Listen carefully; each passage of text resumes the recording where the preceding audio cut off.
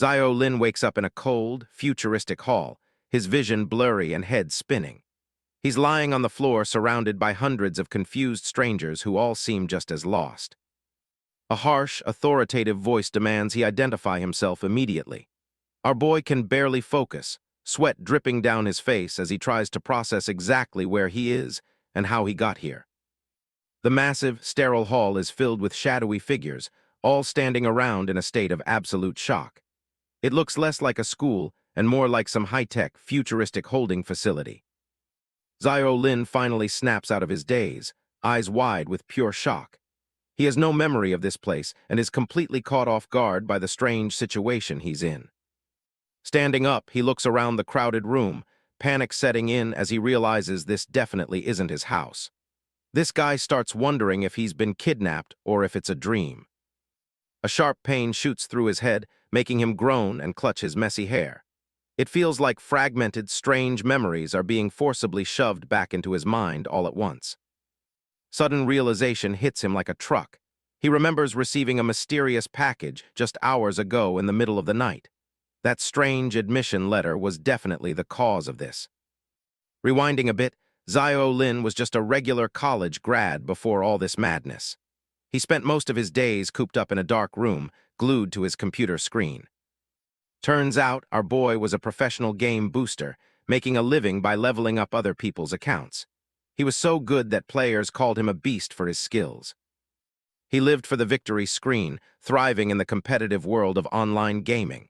It was a simple, quiet life, even if his family didn't consider it a real, respectable job. After a long session, Zio Lin stretched out in his messy room, satisfied with another job well done. He had no clue that his normal life was about to be flipped. He spent his downtime snacking and scrolling through social media, just like any other guy his age. He was a total shut-in gamer who preferred the virtual world over the real.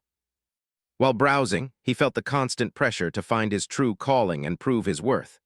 Deep down, he wanted to show everyone that his lifestyle wasn't just a waste.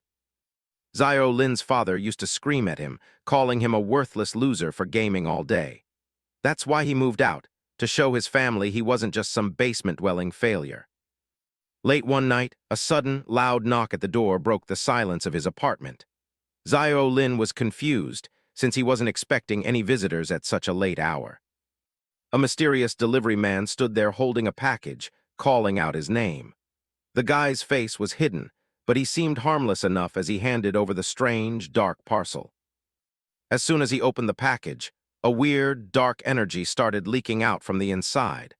This definitely wasn't anything he'd ordered, and he immediately knew something was very wrong. Strange magical seals erupted from the floor, trapping him in a swirling vortex of blue light. Our boy could only watch in terror as his bedroom began to dissolve into air. A holographic message appeared, congratulating him on being admitted to Dawn Academy. Before he could react, the system initiated a forced teleportation, ripping him away from his life on Earth. In a blinding flash of energy, he was gone. The only thing left behind in his empty room was the tray from the delivery, sitting abandoned on the cold, dark floor.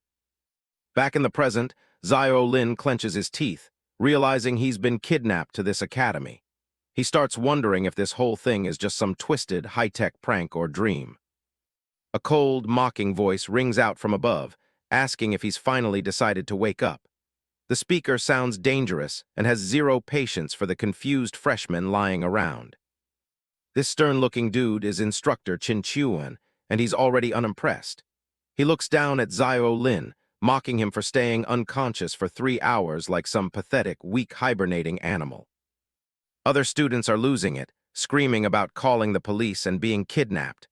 They still think the old rules apply, completely clueless about the nightmare they just walked into. Chin Chuan just scowls at the noisy crowd, looking totally fed up with the chaos. Our boy's patience has officially run out, and he's ready to make them all shut up. Chin Chuan draws his sword, swinging it with terrifying force to quiet the room. A massive wave of purple energy surges through the hall, proving he isn't just bluffing about his power. The freshmen are frozen in fear as the shockwave slices through the air right behind them. This guy's power is on a completely different level, and everyone suddenly realizes they aren't safe. Holding his massive blade, the instructor demands absolute silence from the group.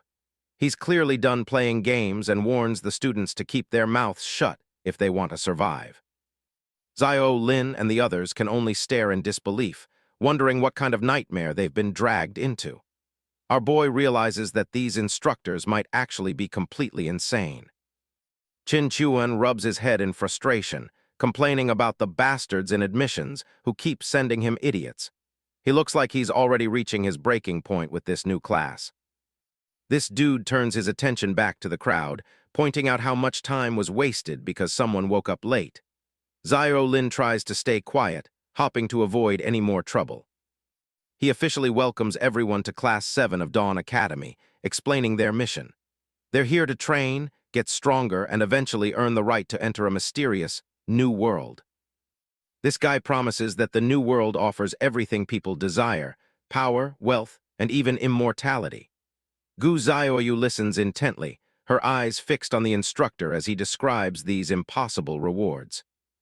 Enough talk, it's time for the real test. Chin Chuan announces they're starting the potential assessment immediately to see if any of these freshmen are actually worth the academy's time and effort. Zio Lin scans the room, realizing there are over 200 people here in the same boat. He can't help but wonder if he'll ever see Earth again after this bizarre induction. Our boy steps into a futuristic scanning portal, feeling like a character in some high-tech RPG. He's skeptical about this new world nonsense, but curious to see what his own stats are. The scan finishes with a beep, and Chin Chuan checks the results on his holographic display. The first student scores a total of 24 points, which seems to be the current standard. Another guy celebrates wildly after scoring 32 points, looking like he just won the lottery. He's clearly proud of his decent stats, already feeling superior to the other confused freshmen around him. Students keep cycling through the portals, but the results are mostly average. Chin Chuan grumbles to himself, complaining that admissions needs to stop recruiting people from the literal dumpster of society. It's finally Zio Lin's turn to step into the scanner, but something feels off. The portal starts beeping incessantly, and the process is taking way longer than it did for the others. Sweat drips down his face as the seconds tick by with no result. He starts getting nervous, wondering if the machine is broken or if his stats are just that complicated to calculate. Even Chin Chuan looks confused, nodding that others only took a few seconds while this guy has been inside for nearly a minute. He starts thinking they might have found a hidden gem. Finally, the scan is complete, and Zio Lin breathes a sigh of relief. He's just glad the awkward silence is over, but he has no idea what's about to hit him next. The instructor tells him to hold on so he can check the data personally. He's genuinely curious now, half expecting to see some god-tier stats from the student who took so long. But as he looks at the screen, his eyes widen in pure, unadulterated shock. Whatever he's seeing on that holographic panel is clearly not what he was expecting from a supposed hidden gem. The results are in Strength 2, Agility 2, Intelligence 2, and Vitality 3. Zio Lin's total attributes add up to a pathetic 9 points, which is lower than anyone could have imagined. Chin Chuan grits his teeth, staring at the screen in utter disbelief. He can't wrap his head around how someone could possibly have single-digit stats in this day and age. This dude literally facepalms, laughing at how absolutely trash the results are. He's never seen stats this low in his entire career at Dawn Academy and doesn't hold back his mockery. Zio Lin hangs his head in shame as the instructor shreds his pride, calling him a complete waste of space. Our boy is now officially the biggest failure in the academy's history.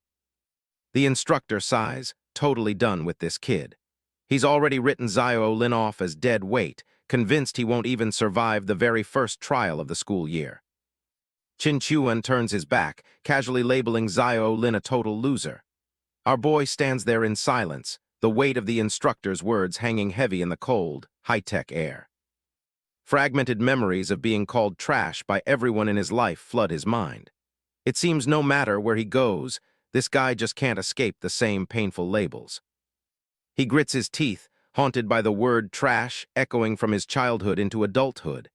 It's a bitter pill to swallow, especially when he's just trying to survive this nightmare.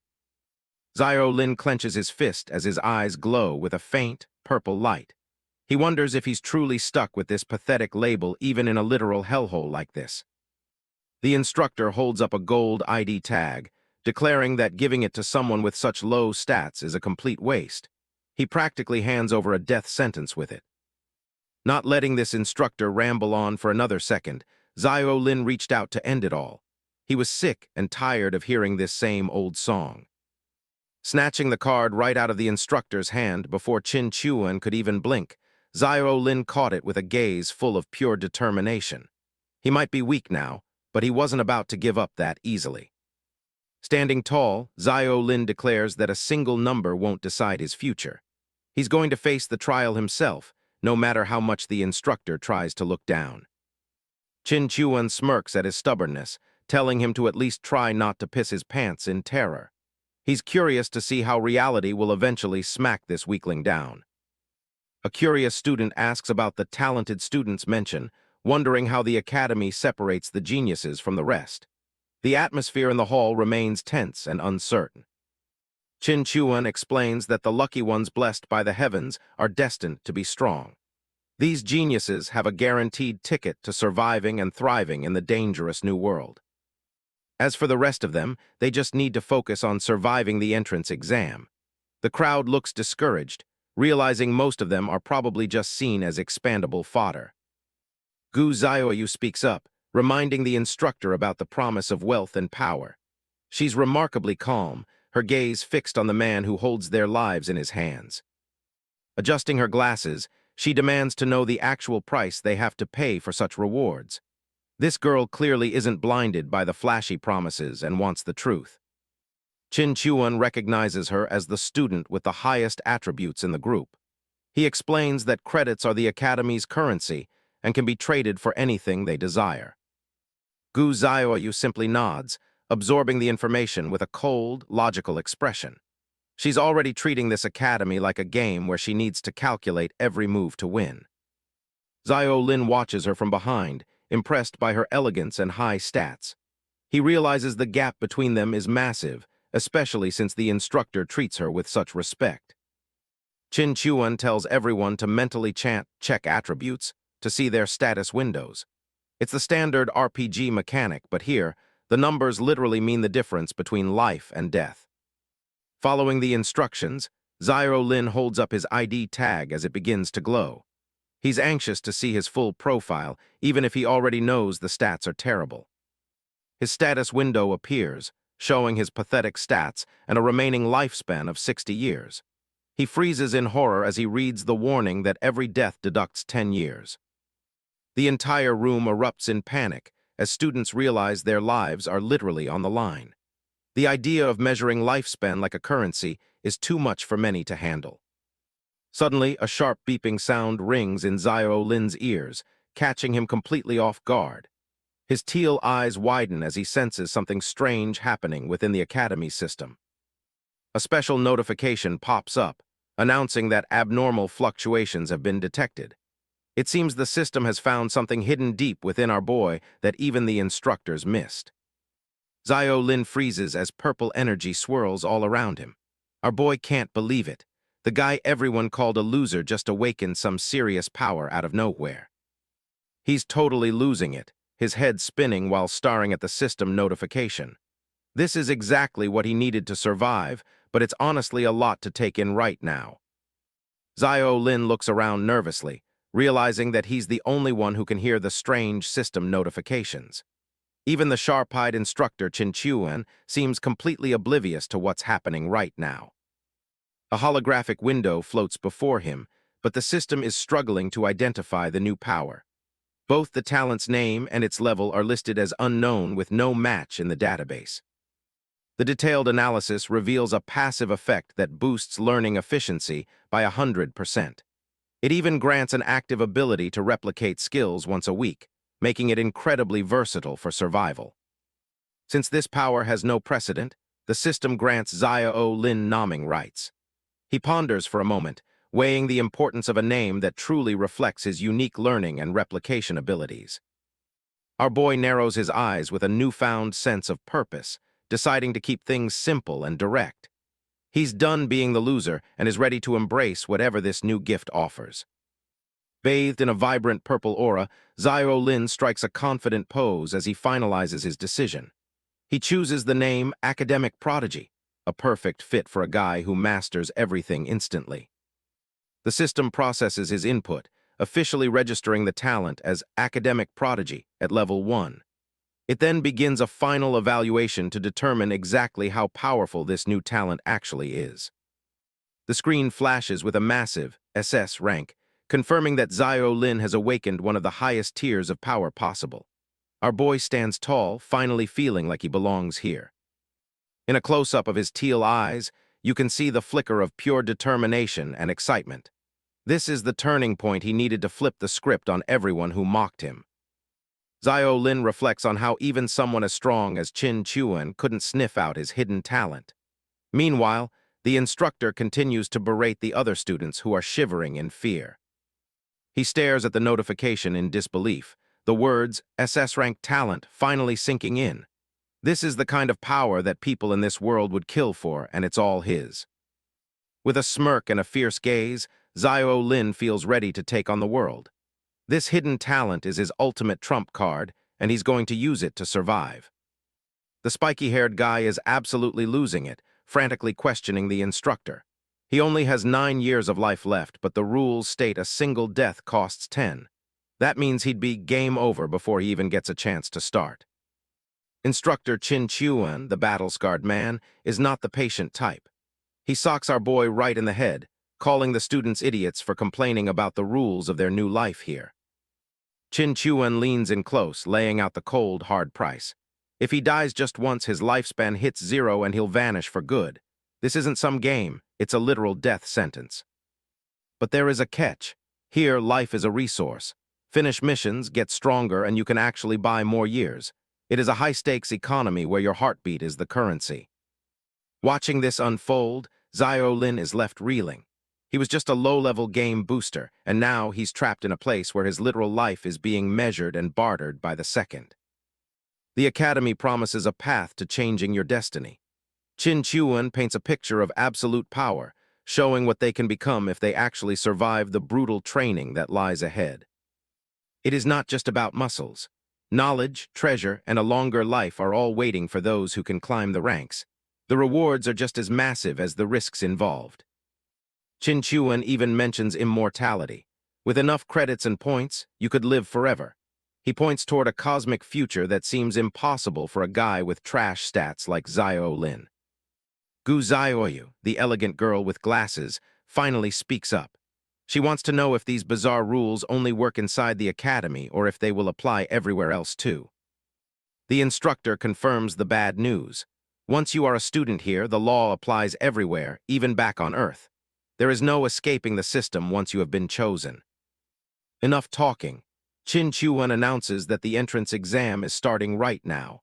The freshmen look around nervously, realizing there is no way out but to face whatever is coming next. He orders everyone to stay exactly where they are. Raising his hand, Chin Chuan prepares to send the entire group into their first trial, his voice booming through the futuristic hall. The teleportation sequence begins. Huge glowing panels line the walls as the countdown starts, signaling the transition from the safety of the academy to the extreme dangers of the trial zone. Gu Zioyu stands firm as the timer hits 3. While the other students are visibly panicking, she remains perfectly calm, ready to prove why she is the top-ranked freshman in the batch. Zio Lin grits his teeth, looking determined. He knows he is the weakest person here, but he is not ready to lose his remaining years without putting up a real fight first. In a flash of purple energy, the hall erupts. The teleportation magic takes hold, whisking all 200 students away to a mysterious and deadly forest known as the Goblin Nest. Left alone in the empty hall, Chin Chuan sighs in frustration. He is worried that this batch of trash freshmen will ruin his instructor evaluation score. Talk about having some bad luck. But just as he's wondering if anyone can truly defy the odds, a sudden burst of laughter from behind makes him spin around. Another instructor walks in, casually puffing on a cigar. He calls out to old Chin, clearly in a much better mood than our grumpy instructor after seeing his own student stats. This new guy is thrilled because his class produced an A rank and a B rank student. He is basically bragging, thinking he has landed the best batch of the year without any effort. Chin Chuan brushes him off, mentioning his own genius with over 40 stats. They start gossiping about the legendary SS rank freshman rumored to have appeared in the Eagle Nation last year. But Chin Chuan quickly dismisses the rumors. He claims that SS rank talents are just a myth with no real record, and even S ranks are rare enough to count on one hand. Meanwhile, the students land deep inside the goblin nest. The atmosphere is creepy, with twisted trees and a foul stench that makes several of the freshmen immediately start to gag. Zio Lin covers his nose, looking completely disgusted. The stench is overwhelming, making him realize this world is way more real than any video game he's ever played. Right then, a blue system screen flickers to life right in front of him. Our boy locks in, ready to check his mission and see if his talent actually works. Mission details pop up for the entrance exam. Zio Lin is in the goblin nest and must escape within 1 hour. He can also hunt 5 goblins or their king. A special freshman care package is distributed to everyone. Inside is a random weapon to help them survive the forest. Zio Lin waits to see what kind of gear he will get. A sudden system notice appears with some incredible news. It turns out there is no death penalty for this specific exam, meaning their precious lifespan will not be deducted if they die. Hearing the good news, the other students start to cheer. They are relieved that they can take risks without losing years of their lives, allowing them to finally relax and focus. Zio Lin taps the holographic screen to open his care package. He ends up acquiring a novice wand, an F-rank magic weapon that comes with a basic skill called Energy Orb. As he takes hold of the staff, the system notifies him that he has already unlocked basic wand mastery. It looks like his life in the academy is officially starting now. Zio Lin examines his new wand, thinking about how much this place feels like the games he used to play. It is all about building skills and earning experience points from here. He narrows his eyes, feeling more determined than ever.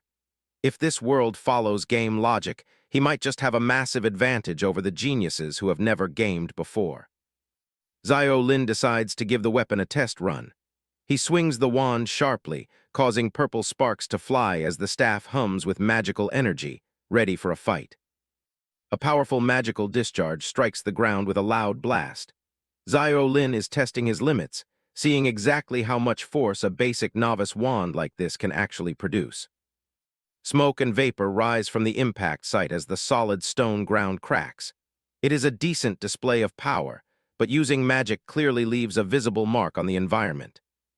To his surprise, just using the weapon grants him 2 mastery experience points. Zio Lin smirks, realizing that he can actually grind his way to the top just by practicing alone. With his SS rank academic prodigy talent, his skills will level up twice as fast. He raises the staff, feeling confident that he will outpace every other student in the class. But his confidence is instantly shattered as a sudden wave of pain hits him, making him groan in agony. It seems things aren't going nearly as smoothly as he thought.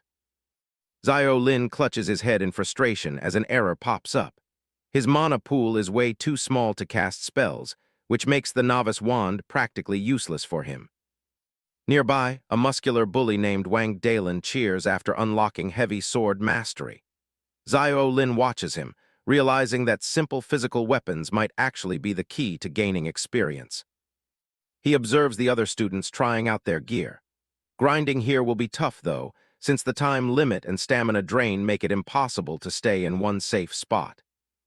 Looking at his useless wand, Zio Lin decides he needs a physical weapon instead. He needs something that matches his stats and lets him maximize his insane SS rank leveling advantage. Right then, Gu Zioyu approaches him, asking if he is willing to trade weapons. She looks at his magic wand with a very specific and focused interest. She explains that she knows casting spells requires mental power and mana. Since she has high intelligence stats, she realizes that magic is the only real choice for her. Gu Zioyu bluntly tells him that the wand would suit her better, implying he is not a good fit for it. She is definitely a direct and no-nonsense type of girl. Zio Lin recognizes her as the top student from the earlier test. He introduces himself with a calm smile, curious about why this elite girl would want to deal with him. Gu Zioyu does not waste any time and asks him again about the trade. She is focused purely on efficiency, wanting to optimize her equipment before they head deeper into danger. Zio Lin hands over the wand and gives her a quick heads up. He warns her that she'll need to aim properly if she wants her spells to actually hit anything. In exchange, he finally grabs a short sword. Zio Lin smirks as he grips the hilt. This physical weapon feels way more natural and effective for his current build. Zio Lin realizes that to clear this entrance exam smoothly, he really needs a reliable teammate. He turns his attention back to Gu Zioyu, the top student with the insane stats. He flashes a confident smile and calls out to Gu Zioyu, asking if she would like to team up. It seems like a smart move given their newly traded equipment. But before she can answer, the muscular bully Wang Dalin barges in. He completely ignores Zio Lin and tries to hit on Gu Zioyu, asking her to work with him instead. This guy is a total meathead, bragging about his physical stats being over 10 points. He clearly thinks his brute strength is all he needs to win over the class genius. Wang Dalin mocks Zio Lin, calling him an unreliable pretty boy. Our boy just scoffs in the background, knowing that high stats do not mean much without a brain to use them. Gu Zioyu stares back with a cold, expressionless gaze. She does not look even slightly impressed by this guy's boasting or his supposed high physical stats. Without a second thought, she turns around and walks away, giving him a blunt rejection. Gu Zioyu has zero interest in teaming up with someone as tactless as Wang Dalin. The other students nearby start snickering, making fun of the bully for getting rejected so easily. Hearing their laughter, Wang Dalin's face twists with pure, unadulterated rage. He is absolutely fuming, his entire body shaking as he tries to process the humiliation. This guy clearly has a massive ego and does not handle rejection very well. Looking for a target to vent his frustration, Wang Dalin turns his hateful gaze toward Zio Lin. Our boy just stands there, looking pretty confused about the sudden shift in mood. The bully suddenly snaps, lunging forward to grab Zio Lin by the collar. He shouts, asking what the hell he is looking at, clearly ready to start a fight right here. Wang Dalin continues to bark insults, calling Zio Lin a piece of trash with single-digit stats. He mocks him for even pretending to study his weapon, labeling him as dead weight. Despite the aggression, Zio Lin stays cool. He tells the bully that success depends on their own abilities and suggests he save his stamina for the actual mission instead of fighting. This just pisses Dalin off even more. He pulls Zio Lin's shirt tighter, shouting that he is going to show him exactly what his high-stat abilities can do right now. Instead of panicking, Zio Lin just lets out a small laugh. He looks completely unfazed by the threat, almost as if he knows something that the angry meathead does not. He gives the bully a cold, knowing smirk. Zio Lin tells him that he will not even get a chance to show off his abilities, just as a hidden danger approaches. Wang Dalin was busy acting like a tough guy when a green goblin suddenly leaped from the shadows. The dude barely had time to react before those nasty claws were right over him.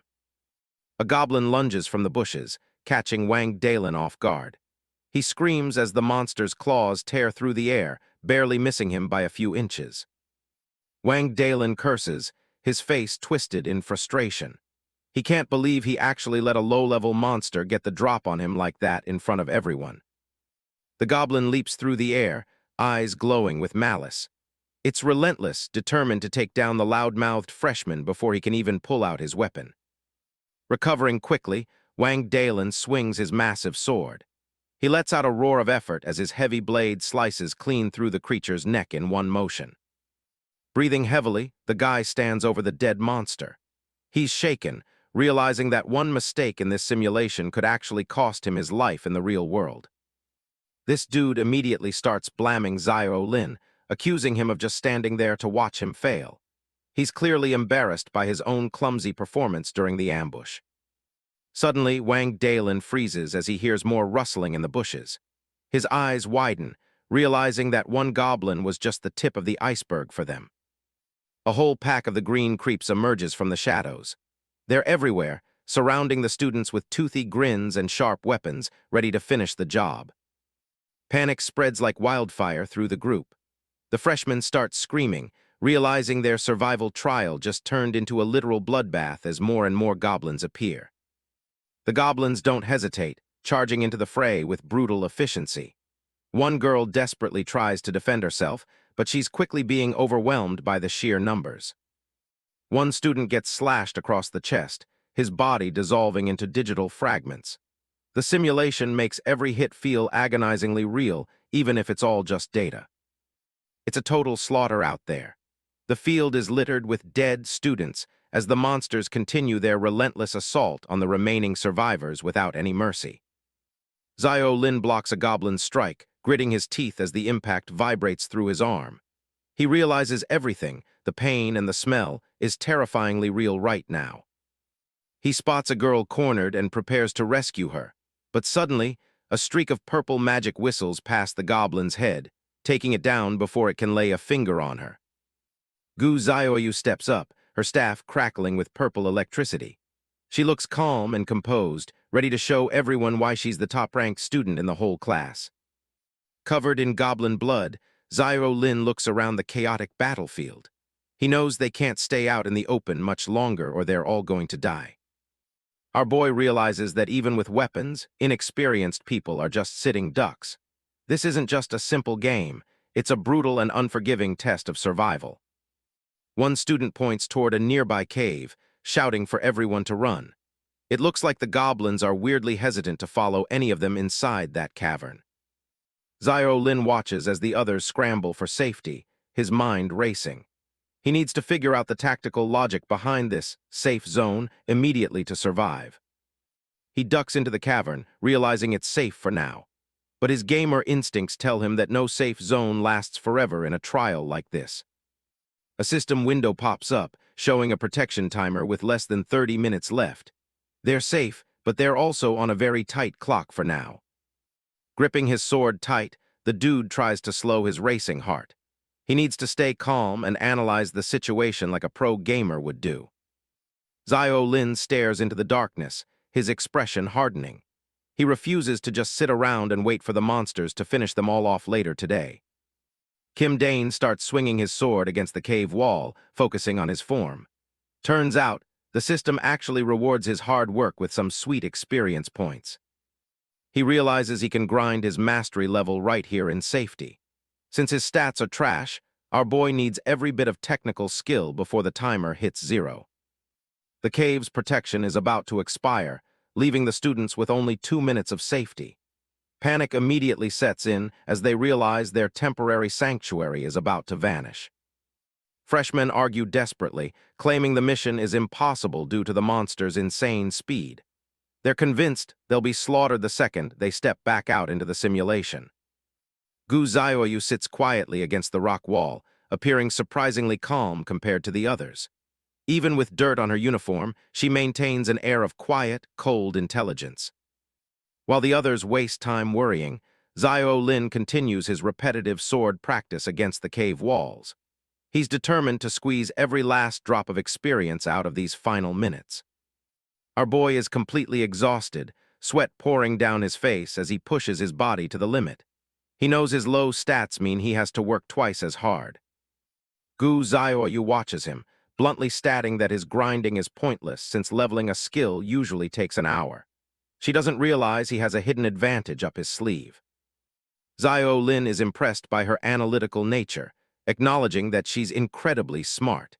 He keeps his thoughts to himself as he prepares to prove her calculations wrong in record time. Watching the beautiful waifu adjust her glasses, he fully understands that reaching level 2 will take at least an hour, a luxury they simply don't have right now. But that's only the case for ordinary people. He just grins, knowing his academic prodigy talent gives him a massive boost. While she thinks he's wasting effort, he's actually moments away from achieving the impossible for a freshman. The system notification confirms he's on the verge of hitting level 2 in sword mastery. His relentless training is finally paying off, giving him a much-needed edge in the upcoming battle. Zio Lin shifts the conversation, asking Gu Zioyu if she's discovered any patterns while observing the goblins outside. He values her high intelligence and knows she hasn't just been sitting idle. She looks surprised that he noticed her surveillance work, her eyes widening slightly behind her round frames. It seems she didn't expect the trash student to be so observant during the chaos. He casually mentions that it's just like playing a video game where checking the guide is essential. Gu Zioyu simply stares back, clearly not the type to waste time on gaming. The dude analyzes the enemy's weaknesses, noting their low F-rank stats and fragile defenses.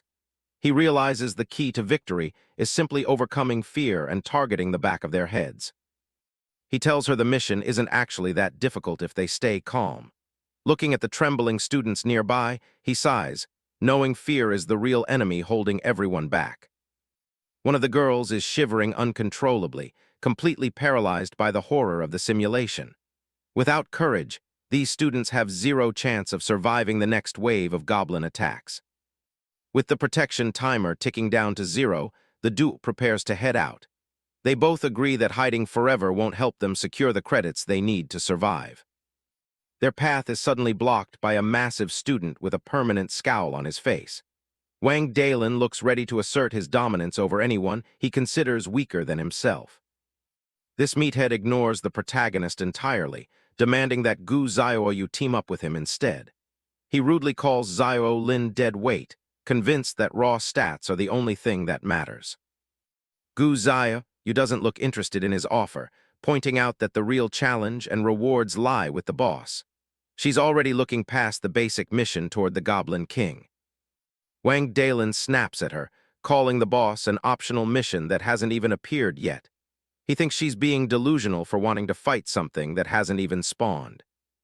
Zio Lin speaks up, explaining that boss spawns usually have specific trigger mechanisms in these simulations. He's treating this whole life-or-death situation like a meticulous strategy guide for a game. Gu Zioyu follows his logic, ruling out time and student counts as potential triggers. They both agree that the most likely catalyst for the boss appearing is the number of kills. Our boy explains that clearing out enough mobs will force the Goblin King to spawn. While the rest of the group is shaking, he's already busy planning out the big boss fight. This archer girl is terrified at the thought of facing a king. She thinks the regular goblins are bad enough, but our boy is about to give them all a reality check. Zio Lin reminds everyone that there's no penalty for failing, but the rewards for winning are massive. He tells them that just running away now would be a huge waste of potential. Our boy asks the group if they really think they'll get another zero-risk chance like this once they're officially enrolled. He encourages them to go all out and earn those extra credits. The other students start to realize he's right. They don't have a choice anyway since the cave's protection is about to expire, making it a perfect time to risk everything for survival. Suddenly, Wang Dalin snaps, yelling at the group for even listening to a weakling. He starts bragging about his initial stats being 32, claiming he's the one who will actually carry them. Gu Zioyu isn't impressed at all, bluntly stating that 32 points is only slightly better than a normal person. She asks the arrogant bully exactly how high his stats are supposed to be. Pushing up her glasses, she calmly reveals her own score of 46 points. The revelation immediately shuts everyone up as they process the massive gap between her and the rest of the class. This girl doesn't hold back, telling Wang Dalin to kindly shut his mouth. She stands tall with her magic staff, clearly asserting her position as the most powerful person in the group. The bully is completely speechless, breaking out into a cold sweat. Even the other students are shocked to learn her stats are more than 5 times higher than their own pathetic scores. Zio Lin is genuinely surprised, realizing her total points are even higher than he originally calculated. He stares at her in awe, finally understanding the true power of a genius-level freshman. Gu Zioyu takes charge, ordering anyone who wants to pass and get bonus rewards to follow her lead. She emphasizes that working together is the only way to finish their missions efficiently. She assigns Wang Dalin the role of the tank, telling him to draw the goblin's aggro in the front. Despite his earlier arrogance, he can only grumble and agree to her plan. The archer girl and other ranged users are told to provide support from the back.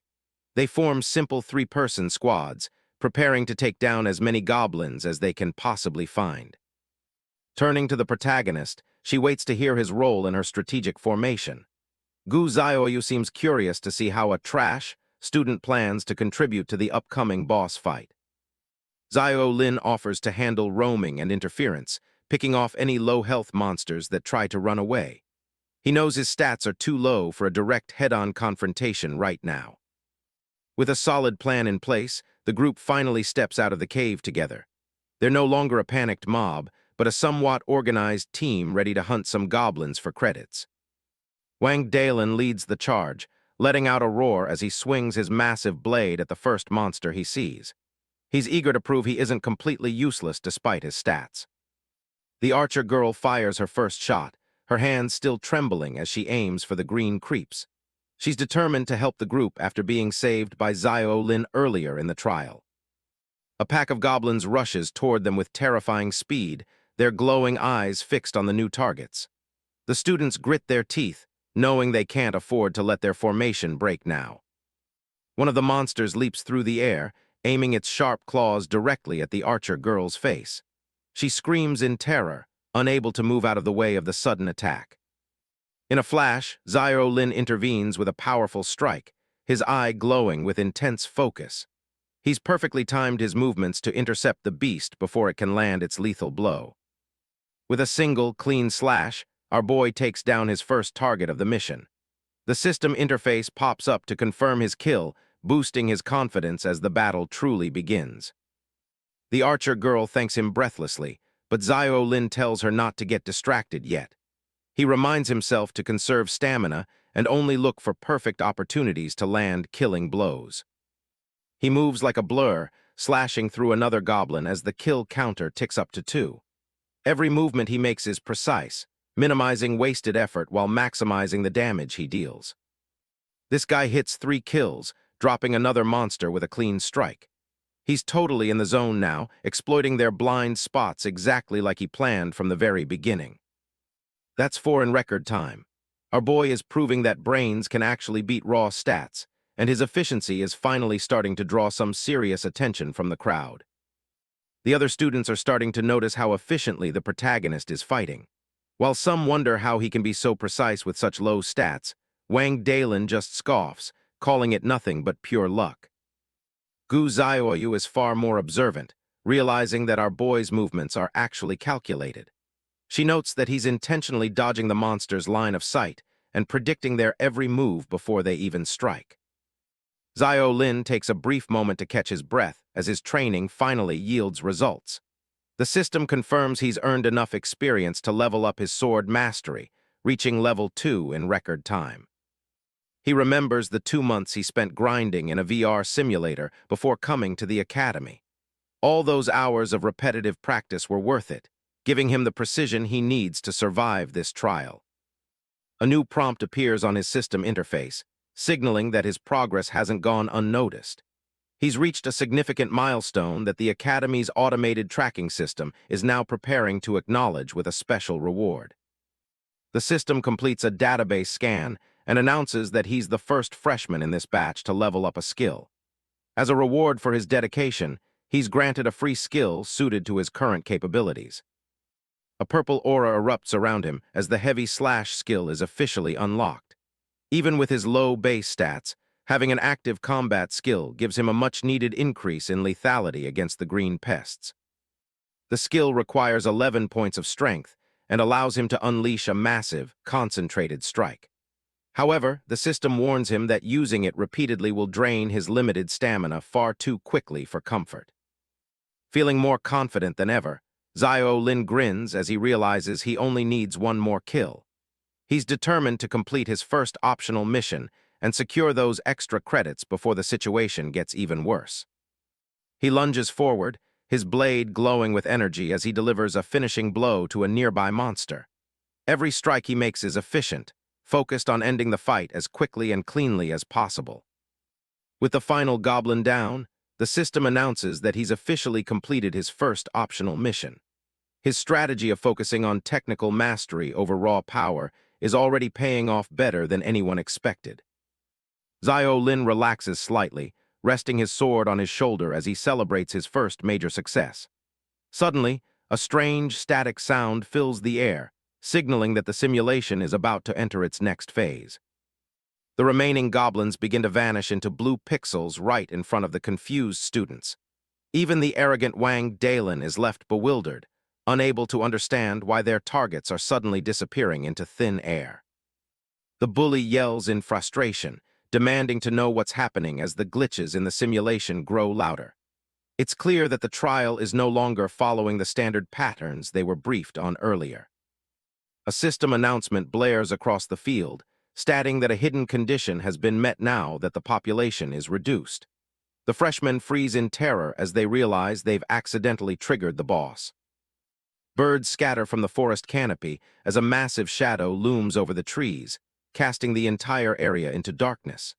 The arrival of the Goblin King is preceded by an overwhelming aura of pure malice. Zio Lin stands his ground, looking up at the towering monstrosity that stepped out into the clearing. The real battle for survival is about to begin as the king prepares to crush the tiny intruders.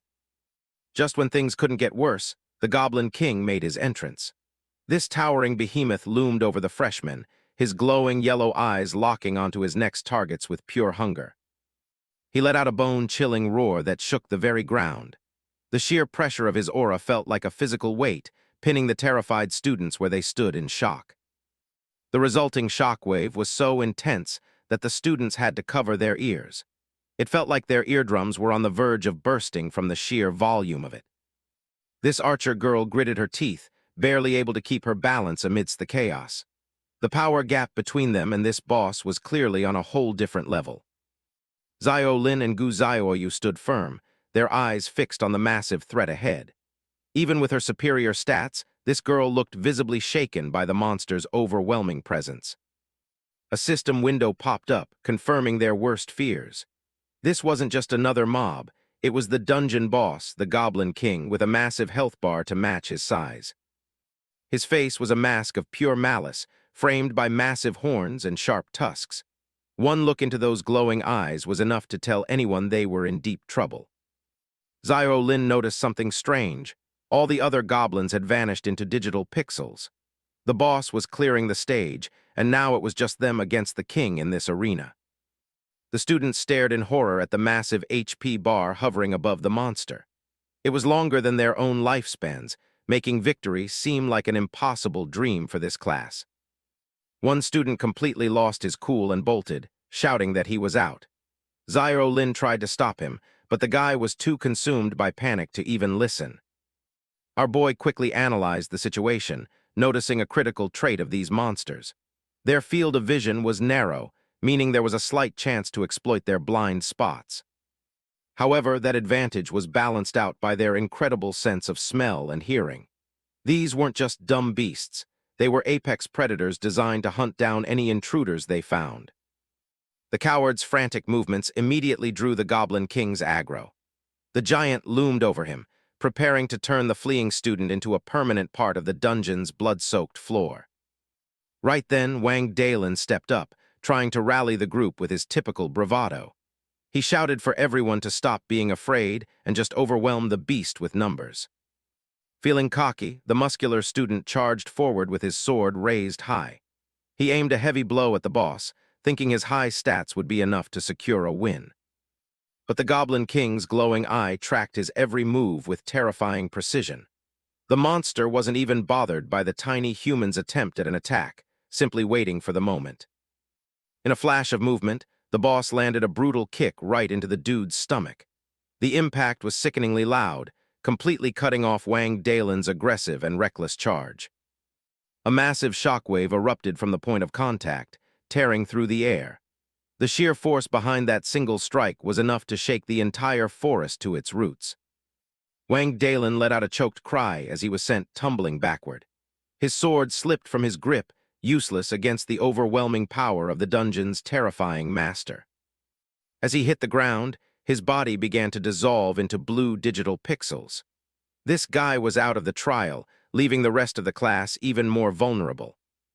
Panic spread like wildfire as the students realized their strongest fighter was gone in a single hit. They began to scatter, screaming for their lives as the formation completely collapsed. The Goblin King let out another deafening roar, clearly enjoying the chaos. He lunged at another group of terrified students, determined to finish what he started with this fresh batch. With one massive foot, the monster crushed another student into the earth. There was no mercy here. The simulation was proving to be a brutal lesson in true survival. The green giant swung his massive club, sending students flying like ragdolls. It was a total slaughter, and no one seemed strong enough to stop this monster's rampage. Even the top archer girl got caught in the blast, her body being tossed aside by the force. The whole trial was quickly turning into a total nightmare. The Goblin King towers over the archer girl, his massive frame casting a shadow of certain death. Trapped on the ground, the student can only stare in sheer terror as the monster prepares to deliver the final blow. Right at that moment, an eerie purple blast strikes the boss's arm. The sudden attack catches the boss off guard, leaving it with an expression that is anything but happy. Watching the system from afar, the boss's massive health bar remains a spine-chilling sight. The lucky archer scrambles to her feet, desperately trying to retreat out of the monster's reach before it's too late. Gu Xiaoyu grits her teeth in frustration after her magic only manages to hit its arm. She realizes that no matter how high her stats are, landing a decisive blow on a giant that moves this fast is nearly impossible. She quickly analyzed the mechanics of the fight, noting that hitting the monster's limbs wouldn't do much damage. To truly take it down, she needed to land a direct hit on its vitals. The girl's mind raced back to her original strategy. She had hoped the others would tank the damage while she provided cover, but reality was proving to be far more brutal. The formation had completely collapsed as the other students fled for their lives. Gu Xiaoyu was left alone on the battlefield, facing the full, terrifying might of the Goblin King by herself. With every heavy footstep, the monster drew closer to the cornered student. Her plan had been way too idealistic, and now she was paying the price for underestimating the dungeon's true difficulty. The Goblin King raised his massive club, his yellow eyes glowing with a predatory hunger. Gu Xiaoyu stood her ground, but her trembling hands betrayed the sheer terror she was currently feeling. Just as the blow was about to land, Xiao Lin's voice rang out across the field. He screamed for her to run, refusing to let the class's star student get crushed like a bug. Our boy didn't just shout, he leaped into action with his eyes glowing with a mysterious blue light. He was moving faster than ever, ready to intercept the boss's lethal and crushing attack. The Goblin King let out a deafening roar, clearly annoyed by the tiny human's interference. He gnashed his teeth and swung his club, determined to sweep away anyone who stood against him. Xiao Lin's sword clashed against the monster's weapon, sending sparks flying everywhere. He wasn't trying to overpower the beast. He was simply buying time for Gu Xiaoyu to escape the kill zone. As he landed, Xiao Lin quickly explained the boss's behavior to the others. He had realized that the king's attack pattern prioritized whichever target was currently closest to its massive body. He took command, shouting tactical orders to the scattered students. He told them to stop panicking and focus on kiting the monster to create a brief opening for a coordinated counterattack. Hearing his firm voice, the archer girl finally managed to pull herself together. She nodded, promising to try her best to draw the beast's attention and keep it busy for a while. Xiao Lin then turned to Gu Xiaoyu, telling her to use her high attack power to chip away at the monster's health. They finally had a real plan to survive this simulation. The two girls coordinated their attacks, with the archer preparing her bow and Gu Xiaoyu channeling her magic. For the first time, there was a glimmer of hope amidst the chaos. A barrage of arrows and magical blasts slammed into the Goblin King's chest. His health bar finally started to move, proving that the giant was indeed mortal and could be defeated. As the monster's club slammed harmlessly into the ground, the archer girl let out a cheer. It actually seemed like their teamwork was starting to work against the overwhelming power of the boss. Xiao Lin urged them to keep up the pressure, knowing they couldn't afford to let the beast recover. They had found a rhythm, but the fight was still far from over. Enraged by the persistent attacks, the Goblin King let out another terrifying roar. He wasn't just a mindless monster. He was a king, and he wasn't about to be brought down easily. The behemoth raised his massive fists, gathering his strength for a devastating ground slam. The air around him seemed to vibrate with pure, destructive energy as he prepared his most powerful move. The boss slammed the ground, sending a massive shockwave ripping through the dirt. Debris flew everywhere as the impact tore the earth apart, completely shattering their formation in an instant. Zio Lin tried to shout a warning, but he was too slow. The blast caught the archer girl full force, sending her flying as the rest of the team got wiped out. The Goblin King stood tall, a massive green mountain of muscle and malice. With his long black braids and glowing yellow eyes, he looked ready to crush anyone left on the battlefield. Now only Zio Lin and Gu Zioyu remained to face the boss. They stood side by side amidst the ruins of their formation, two freshmen against a monster that had just decimated their entire class. Gu Zioyu looked at our boy, her voice trembling slightly as she asked if they actually had a chance. With everyone else gone, the odds of winning seemed almost non-existent to her. Zio Lin didn't panic, though he almost used gamer terms by accident. He asked how much mental power she had left, needing to know exactly how many energy orbs she could still fire. This girl gripped her staff tight, admitting she could only manage 2 more shots at most. It wasn't much, but in a life-or-death situation like this, it would have to be enough.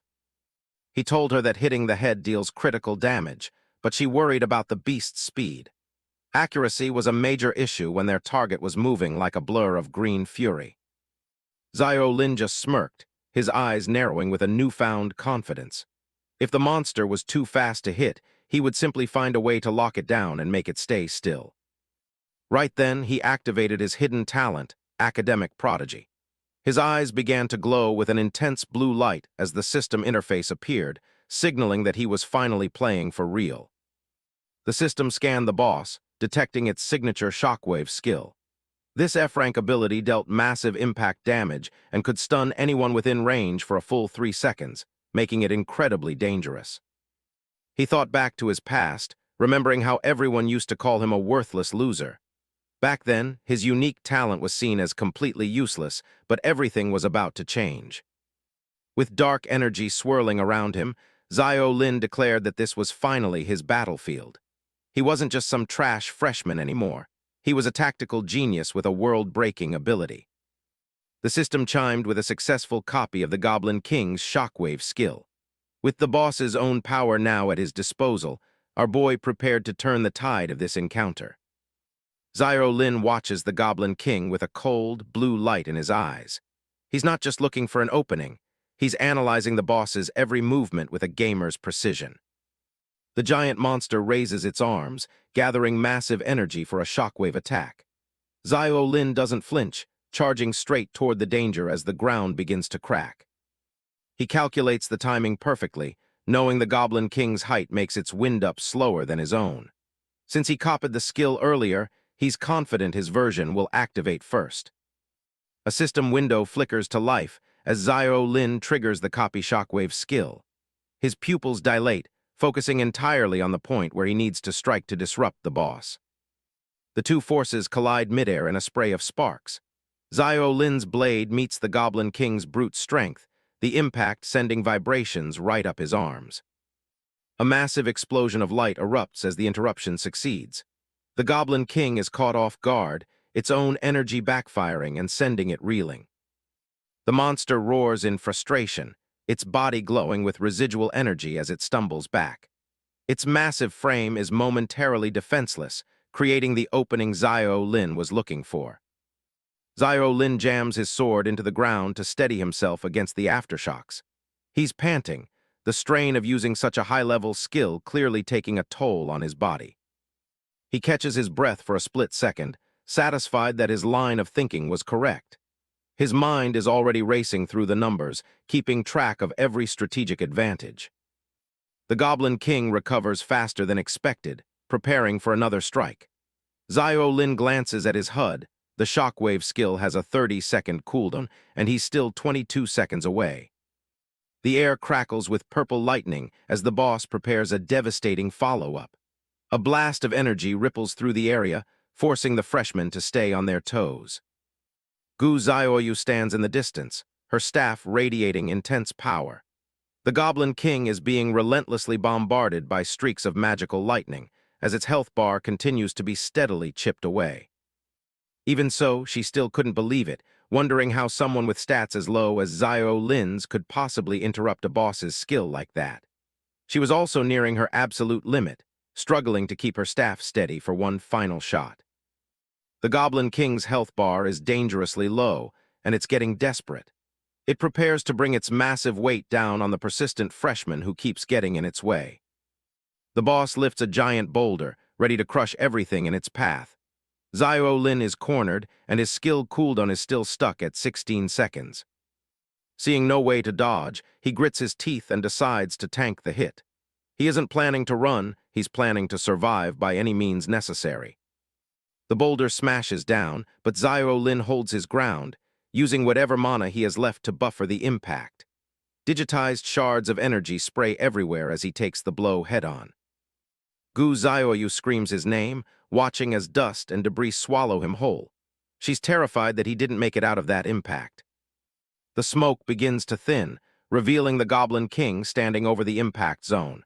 It looks victorious for a split second as it surveys the damage. Zio Lin emerges from the cloud, battered and with a shredded sleeve, but still standing.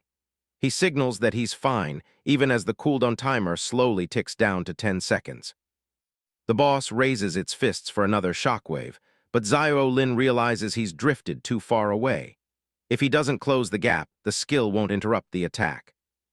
He breaks into a desperate sprint, sliding directly under the monster's center of gravity. He's got 3 seconds left on the clock before he can strike. He grips his hilt with both hands, the steel vibrating as the skill recharges. It's a gamble that needs to pay off right now. The cooldown hits 0, and Zio Lin unleashes the shockwave at point-blank range. Purple energy flares up, successfully stopping the Goblin King's final desperate attack. The system confirms the activation of copy shockwave once again. The air around them shatters from the force of the point-blank collision.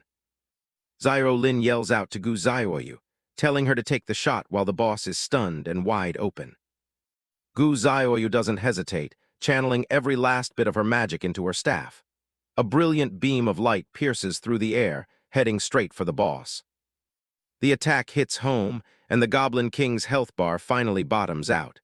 The monster begins to dissolve into blue pixels, its reign of terror over. A series of notifications flood Zio Lin's vision. The boss is dead, and the optional mission is complete. He stands amidst the digital remains, finally able to let go of the tension.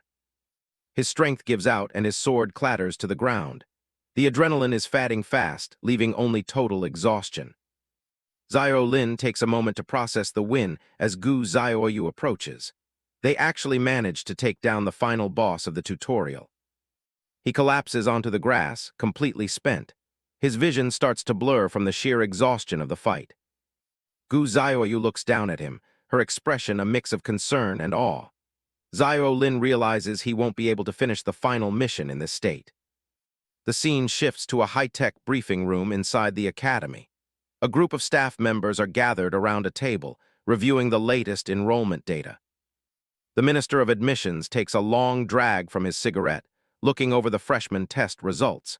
He's ready to give his final summary of this year's intake. He notes that 1,360 students have been enrolled across 12 classes.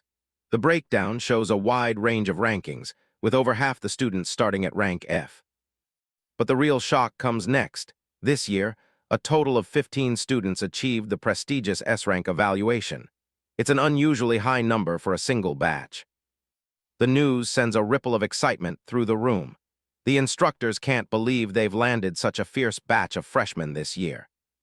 Wang Dalen leans back with a smug grin, bragging that his class produced 2 of those talented students. An instructor sitting nearby notes that her class has 2 as well, but they only reached B rank. The minister puts out his cigarette, confirming the presence of 13 high-tier, talented students among the group. He thanks everyone for their hard work during the recruitment. Qiu Chuan instructor rests his head on his hand, looking disappointed.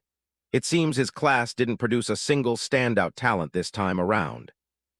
The minister turns to Qin Chuan, noting that while Class 7 didn't reach the safe zone, they did manage to set 2 school history records. Qin Chuan looks surprised, wondering what kind of records those could be. The Minister of Admissions continues, holding up a finger to drive his point home. He explains that it's unheard of for a single class to produce two S-rank students who don't even possess inherent talents. He gestures to the holographic screens behind him, displaying the statistics for Class 7. He reveals the first record. One of those students has broken the highest intelligence stat record for a freshman in the history of the academy. Chin Chuan looks on in total disbelief as the second record is mentioned. It's the polar opposite, the lowest comprehensive stat record ever recorded for a new student in school history. The minister notes that these two records belong to the same two students who earned those S-rank evaluations. This anomaly is so intriguing that even the principal has taken a personal interest in them. Back in the academy halls, the teleportation is complete.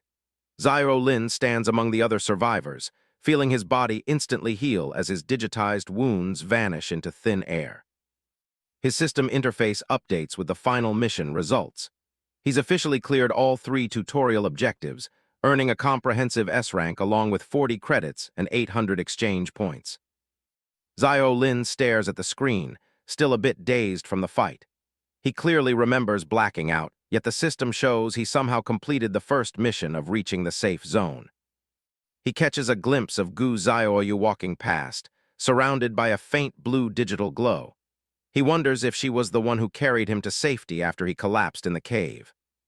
Suddenly, a familiar voice calls out his name from down the hall. A student he helped during the goblin attack comes running toward him, her face lit up with relief. She thanks him and Gu Xiaoyu profusely, knowing she wouldn't have secured an A-rank evaluation without their help. She's clearly grateful to have made it through the ordeal. The girl looks down humbly, admitting she felt useless when she was knocked out by the shockwave's aftereffects. She's desperate to know if they actually managed to kill the Goblin King after she went down. Xiao Lin gives her a small, confident smile and confirms that they finished the job. The girl is overjoyed, her faith in their abilities fully rewarded. A sharp grunt from nearby kills the mood. Wang Dalin stands there, looking thoroughly annoyed by Xiao Lin's presence and success. He scoffs, attributing Xiao Lin's survival to nothing more than dumb luck. In his eyes, someone with such garbage stats would have died hundreds of times if they hadn't clung to Gu Xiaoyu's coattails. He shuts his mouth the moment Gu Xiaoyu herself approaches. She walks past him with her usual cold composure, her eyes fixed solely on Xiao Lin. Gu Xiaoyu stops in front of Xiao Lin and adjusts her glasses. She tells him directly that she needs to speak with him alone about the battle they just finished. They move to a quiet corner of the hallway, away from the prying eyes of the other students. The atmosphere between them is quiet but heavy with unsaid questions. Gu Xiaoyu starts by thanking him for his help in the safe zone. Xiao Lin brushes it off with a casual smile, saying it was just a mutually beneficial move to maximize their rewards. She pushes her glasses up, looking him straight in the eye. She knows the truth. Without him interrupting the Goblin King's skill, she never would have found the opening for the final blow. Xiao Lin goes quiet, realizing just how perceptive she is. He can see her mental gears turning, calculating every detail of his performance during the fight. She points out that based on his stat values, it should have been theoretically impossible for him to interrupt a boss like that. She acknowledges he has secrets, but promises to keep them for him if anyone asks. Xiao Lin rubs the back of his neck, offering a sincere thank you. He's relieved she isn't planning to pry into his hidden talent or how he pulled off those moves. Gu Xiaoyu pulls out a nameplate and suggests they add each other as friends. She explains that the smart brain system built into the plates has a convenient communication function. Xiao Lin agrees, and she begins to guide him through the process. She tells him to silently recite the words "smart brain" to pull up his personal interface. He follows her instructions, focusing on the command. Blue digital particles begin to swirl around him as the system responds to his thought. His basic info screen appears, showing his current stats and resources. He's sitting on a decent pile of points, but his attributes are still painfully low across the board. Gu Xiaoyu asks for his student ID to send the request. He glances at his panel and reads out his identification number for her. A friend request notification pops up on his screen a moment later. It's from Gu Xiaoyu, waiting for his confirmation to link their accounts. He taps the accept button, and the system confirms the new connection. It seems he's officially made his first ally in this strange new world. Suddenly, a loud, booming voice echoes through the hall. Chin Chuan stands there with his arms crossed, ordering everyone with an F-rank evaluation to assemble at the entrance immediately. He doesn't go easy on the rest of the students either, telling them to stop standing around. He commands everyone else to open their map navigation and head straight to the central playground. Chin Chuan scans the crowd with a sharp gaze, making sure no one is lagging behind. Xiao Lin and Gu Xiaoyu exchange a quick look as they prepare to move. Xiao Lin gives a short nod and starts walking toward the exit. He's curious about what the academy has planned for them now that the tutorial phase is over. As he walks, Xiao Lin opens his holographic map. He notes that to get to the playground from the public classroom area, they'll have to cut through the courtyard. He steals a glance at Chin Chuan in the distance, wondering about the instructor's motives. He can't tell if Chin Chuan was looking for Gu Xiaoyu because of her S-rank, or if he's noticed something about Xiao Lin's performance. They emerge into the sunlight, facing a massive stadium and playground area. Thousands of students are already gathering on the green field under the bright sky. Xiao Lin looks around at the growing crowd, feeling a bit overwhelmed by the sheer number of people. He wonders if having so many people missing from the real world at once will cause some kind of massive commotion. Gu Xiaoyu catches up to him and asks if he's doing okay. He realizes he might have been lost in his own thoughts for a second too long. A voice shouts for everyone to make way, cutting through the chatter. The crowd begins to part as the upperclassmen start to organize the massive assembly. A young man with blue hair leads the way, his expression calm and professional. He instructs the students to stand in their class formations and avoid crowding together. He steps up to a podium, flanked by other high-ranking staff members. A floating blue crystal orbits the stage, casting a soft light over the assembly. He introduces himself with a polite smile as the student council president of the academy. He's the one officially welcoming the new freshmen to their first formal ceremony. Students gather on the playground as a voice announcement echoes through the area. The principal is running late, so the ceremony is starting without him. Suddenly, a thunderous roar shakes the entire academy, drowning out the announcement. Xiao Lin looks up, his sharp eyes narrowing as he senses something massive approaching. The crowd erupts in confusion, students pointing and shouting as the sound grows louder. Everyone is on edge, wondering what could make such a terrifying noise. A gigantic purple dragon descends from the heavens, its massive wings casting a dark shadow over the terrified freshmen. It's a literal beast from legend appearing right before their eyes. Xiao Lin's eyes go wide in disbelief as he stares at the creature. He's stunned to see a real dragon in the flesh, a far cry from anything in his old world. The dragon opens its maw, letting out another bone-rattling roar. Its glowing eyes and sharp teeth make it look like a predator that could wipe them all out in an instant. The sheer presence of the beast is paralyzing. Xiao Lin finds himself unable to take a single step, his body frozen by a deep physiological fear. Beside him, even the brilliant Gu Xiaoyu is visibly shaking, her usual composed demeanor shattered. She stands stiffly, her eyes wide with the same instinctive terror gripping everyone else. The dragon lands with a heavy thud near the staff desk, whipping up a fierce wind. Perched calmly on its back is an elderly man with long white hair and a flowing beard. He hops down with a casual smile, apologizing for the delay. He mentions he had to handle a few things on the way, as if riding a dragon was just a normal commute. This is the principal of Dawn Academy, an imposing figure in gray and purple robes. He carries a large staff with glowing purple orbs, radiating an aura of immense power. The student council president, a blue-haired young man in a vest, greets him with a nervous look. He politely mentions that the principal's entrance was a bit too grand for a simple ceremony. The principal just scoffs at the comment, retorting that he didn't ride the big lizard just to show off. He clearly has no patience for the president's formalities. He explains that he was in a rush and riding the dragon was the only way to get back in time. The beast behind him looks slightly annoyed as the principal talks about it like a common taxi. He even threatens to skin the dragon for a sofa if it scares the students again. The dragon lets out a small, cowed puff of smoke, clearly terrified of the old man. Zio Lin watches the exchange, realizing this man is the only one with the authority to see his hidden talent. He knows he has to be extremely careful around someone this powerful. Turning to the crowd, the principal notes that he's seen the entrance test results and admits this batch of freshmen is actually quite good. His sharp blue eyes sweep across the students, as if he's peering directly into their souls. It's a gaze that feels like it's searching for something specific. Zio Lin feels the weight of that stare and tenses up, his analytical mind already trying to figure out the man's angle. The principal slams the base of his staff into the ground, activating an amplification spell.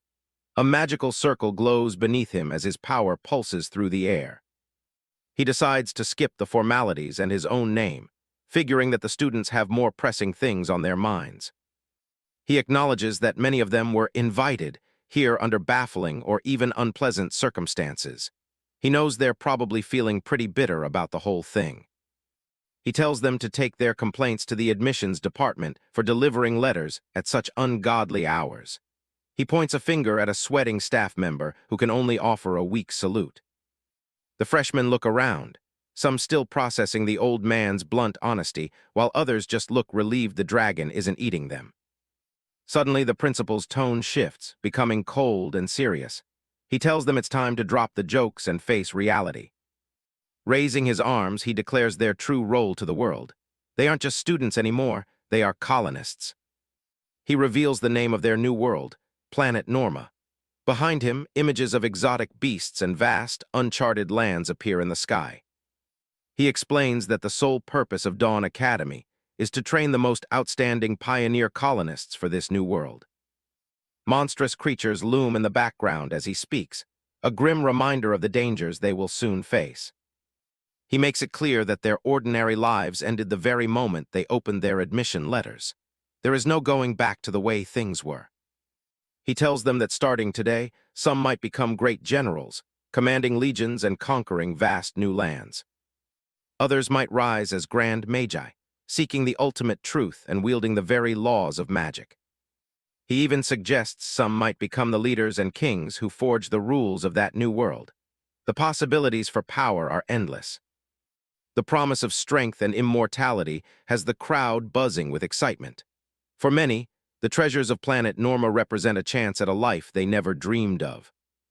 Finally, he announces a new rule that breaks long-standing tradition. Usually, freshmen are strictly forbidden from entering the new world, but the top 3 students in the upcoming exam will earn the right to go early. The principal's gaze becomes incredibly heavy, emphasizing the gravity of this decision. This is a shortcut to power, but also a massive risk.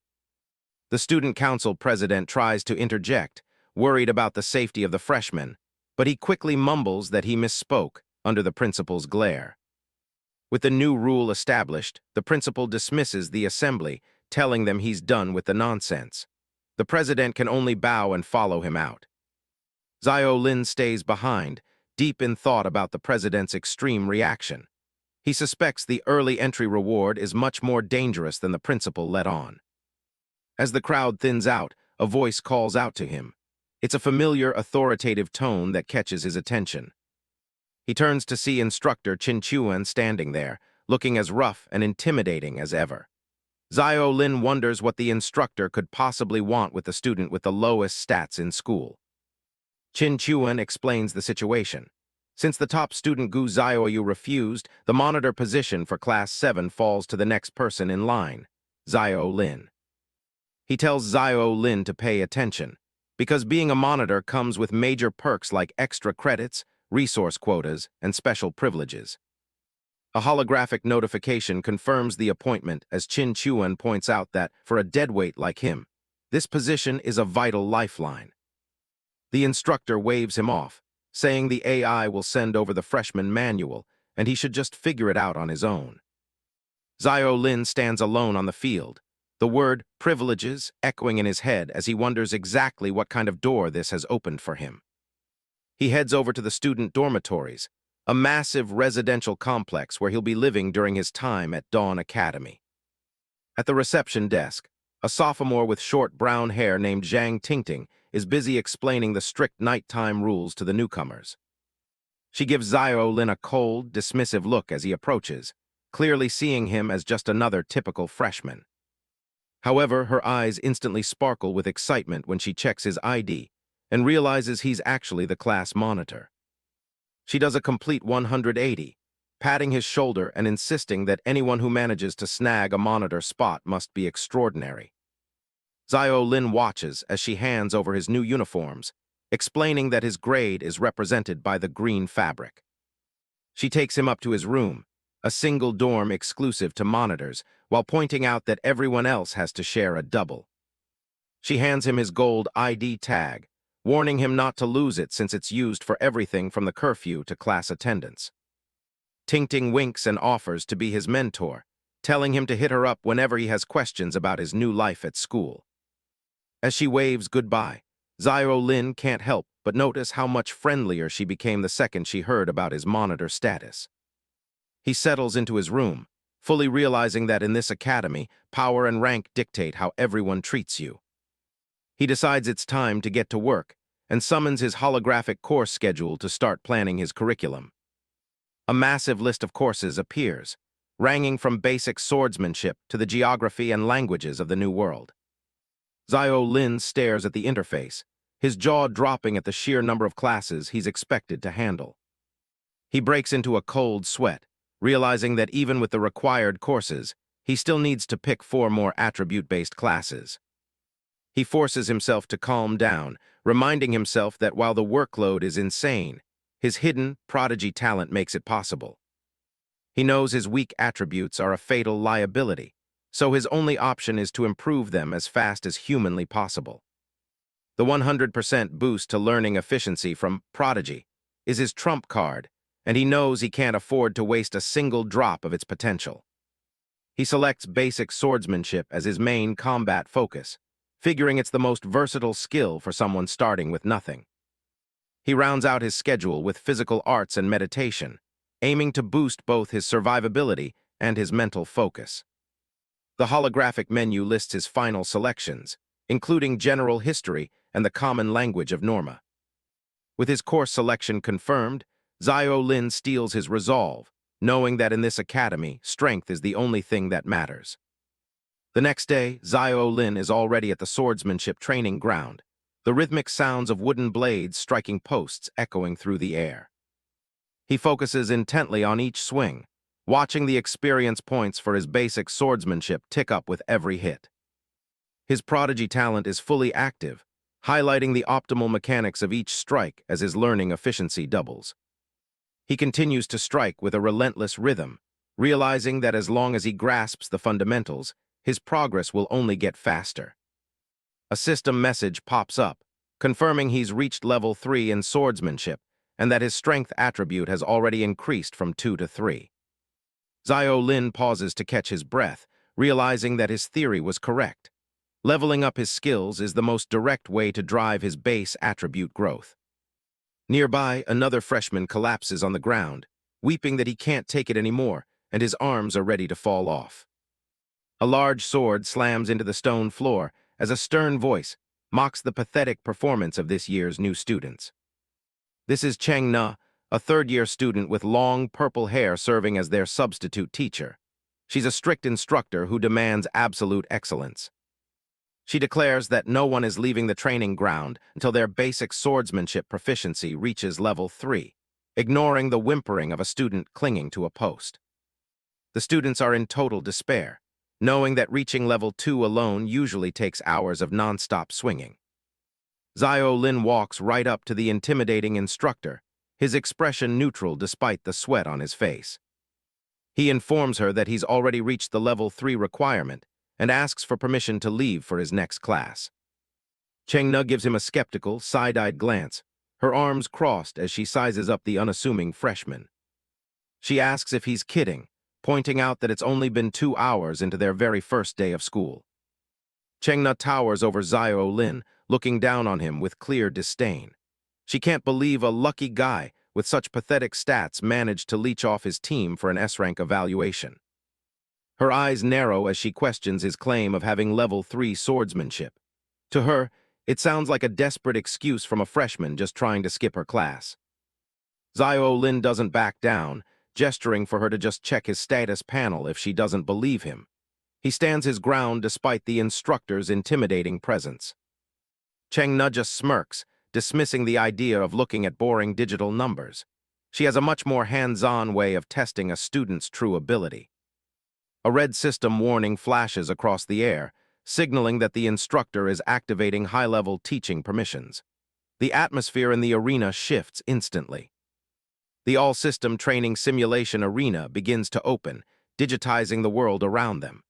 Cheng-na stands ready as the ground starts to transform into something much grimmer. Zio Lin is suddenly transported into a dark, purple-hued dimension. He grips his sword tight as a pile of bones begins to stir right in front of him. Cheng-na undergoes a complete transformation, her body encased in sharp bone armor. She wields a massive, glowing, jagged blade that dwarfs Zio Lin's basic weapon. The simulation is fully active now, revealing a vast graveyard filled with a literal mountain of skulls. A massive, rib-like structure looms over the battlefield as the system welcomes them. She explains that this space was built at an astronomical cost to mimic the harsh laws of the normal world. Zio Lin looks small against the jagged, bone-covered horizon.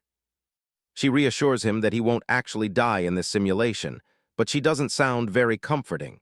She stands behind him like a dark shadow. A close-up of her face reveals a cold, predatory look. She warns him that while death isn't permanent here, every bit of pain he feels will be 100% real. Skeletons begin to crawl out of the cracked earth, their purple eyes glowing with malice. Cheng-na watches with a cruel smile, having spent a fortune in points to set this up. She goads him to prove his level 3 swordsmanship in actual combat as a horde of undead soldiers rises behind her. Zio Lin looks back, realizing he's completely surrounded. The instructor takes a seat on a throne of bone, looking down on the chaos. She notes that these skeleton soldiers are about as strong as the goblins he faced in the exam. She offers a carrot with the stick, promising that if he clears this dungeon, he can skip her class today and any time in the future. Zio Lin ducks a massive cleaver just in time. A system window clarifies the stakes: survive for 40 minutes or kill 20 skeletons. Zio Lin grips his sword, his jaw tight as the challenge begins in earnest. Sweat beads on Zio Lin's forehead as he realizes just how insane this instructor is. Throwing a freshman into a dungeon like this just to verify their level is beyond extreme.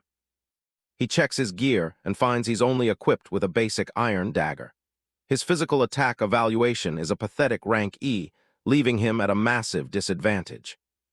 The skeletons roar as they lunge forward with rusted blades. Zio Lin knows he has 2 ways to win, and neither of them looks easy. Option 1 is to just stall for time, staying on the defensive until the clock runs out. He crouches low, dodging a sweeping attack that clears the ground behind him. Or he can choose violence. He prepares to strike as a skeleton soldier looms over him, rusted sword raised high. He moves with surprising speed, his blade slicing clean through the undead soldier's ribcage. He isn't just defending, he's going on the hunt. A clean decapitation confirms his first kill, and the counter on his screen ticks up to 1. Zio Lin keeps his focus sharp, already looking for the next target. He does the math as he fends off multiple attackers at once. If he hits their weak points, it'll take 40 precise strikes to reach his goal of 20 kills. Zio Lin's eyes glow with a blue intensity as he enters his flow state. He's determined to push through the physical gap with pure technique. Cheng-na watches from her throne, secretly impressed that the kid actually had the guts to charge headlong into the fray. It's not the reaction she expected. She thought he'd be terrified, begging for mercy the moment the skeletons started rising. Instead, he's actually putting up a real fight.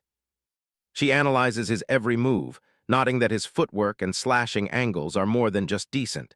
He knows how to generate force despite his low base stats.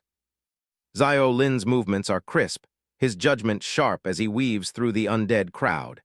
He strikes with a purple flash, taking down another soldier with surgical precision. Cheng-na realizes he's a tier above the idiots, who only know how to swing their weapons blindly. He's making up for his trash stats with sheer skill. Zio Lin is gasping for air, sweat drenching his shirt as the strain begins to take its toll. He's pushing his body past its limits, using every trick he knows to keep going. He's reached 13 solo kills, which is an absolute miracle considering his level. But as he blocks another blow, his arms are shaking visibly. The timer shows 28 minutes left, but Zio Lin is already at his breaking point. He's surrounded by skeletons, his sword heavy in his hands. A skeleton lands a heavy hit, sending a shock of pain through his shoulder. Zio Lin grunts, his vision blurring from exhaustion. Chengna stands up abruptly and calls out from her throne, telling him that's enough and he needs to face reality. She thinks he's done more than enough to prove his point. She tells him to just give up and surrender obediently before he gets seriously hurt. Zio Lin just stares at the ground, leaning heavily on his sword. Suddenly, a system notification flashes. Skill activated, heavy/LV, 1. Zio Lin's eye snaps open, glowing with a new, dangerous light. He unleashes a massive purple wave of energy that tears through the skeletal front line. The kill count jumps to 16 in a single, devastating explosion of power. Cheng Na's jaw drops in pure shock as she recognizes the skill he just used. She can't wrap her head around how a freshman could possibly have heavy slash. Zio Lin becomes a blur of purple steel, the counter ticking up faster than the eye can follow. 17, 18, 19, he's cutting through them like they're made of paper. He drives his blade straight through the final skeleton's skull with the last of his strength. The counter hits 20 out of 20, and the dungeon objective is finally complete. Zio Lin gasps for air, sweat dripping as he finally finds a moment of peace. Behind him, Cheng Na watches, her expression unreadable under her bone armor helm. "Senior, your requirement?" Zio Lin huffs out, looking back at her. "I completed it." Cheng Na stands tall, staring down at the exhausted freshman. She realizes getting an S rank wasn't just luck. This kid actually has the skill to back it up. The scene shifts to the sleek exterior of the student council office. Inside, a green-haired assistant drops a heavy stack of documents onto the desk. The student council president, a calm youth with blue hair, looks up from his work. The assistant points to a specific file, looking worried. She tells the president there's a certain class schedule he really needs to take a look at. A freshman's course selection is very bizarre," she says, holding the folder tight. The president leans back, looking at the name, Zio Lin. He's stunned to see the freshman has selected every single course available at the academy. The clock strikes 12:04 p.m. at the Dawn Academy Infirmary. Back at the infirmary, Cheng Na is in a heated argument with the president. She snaps that she didn't mean to mess him up, but she had to test him in the middle of class. "Nana, this isn't the first time you've treated freshmen like this," the president says calmly. Cheng Na barks back, asking if he has a problem with her teaching methods. The president sighs, explaining that the new students just enrolled and she doesn't need to be so hardcore. Zio Lin lies unconscious in the hospital bed behind them. Cheng Na stands her ground, arguing that being strict is the only way to prepare them. To her, coddling new students is the real cruelty. The student council president closes his eyes, clearly exhausted by her stubbornness. Cheng Na looks away, her expression softening ever so slightly, though she remains silent. On the bed, Zio Lin's eyes flutter open as he groans in pain. The president leans in, noticing he's finally awake. Cheng Na watches from the foot of the bed, her arms crossed. Zio Lin sits up slowly, looking around the high-tech room. The president welcomes him back, nodding that the academy's infirmary facilities are top-notch. He explains to Zio Lin that full immersion fields are different from normal dungeons. Your stamina and mental energy don't just reset when you leave. The exhaustion follows you back. He folds his hands, telling Zio Lin he passed out from sheer exhaustion. "How do you feel now?" he asks with a gentle smile. Zio Lin stretches his arm, saying he feels much better, though his muscles are still sore. The president tells him to just rest a bit more. The president gives a reassuring look. He then turns to Cheng Na, calling her Nana again and asking her to leave so he can speak with Zio Lin in private. She looks genuinely annoyed. Cheng Na bites her lip, looking like she has a lot more she wants to say. HMPH, fine, I'll go, she snaps, turning on her heel and heading for the door. Her heavy boots click against the floor as she makes a quick exit. Suddenly, she stops and looks back over her shoulder. "Hey, punk," she shouts, getting Zio Lin's attention. She tells him she's a woman of her word, and that his early leave privilege is officially approved. But her tone turns serious, as she warns him that students who try to train both magic and martial arts never end well. Without another word, she steps out and slams the sliding door shut with a loud bang. Zio Lin watches the closed door, thinking to himself that this senior isn't quite the she-dinosaur monster everyone makes her out to be. The president clears his throat, signaling it's time to get back to business. He asks if Zio Lin read the handbook, which explicitly warns against taking too many courses at once.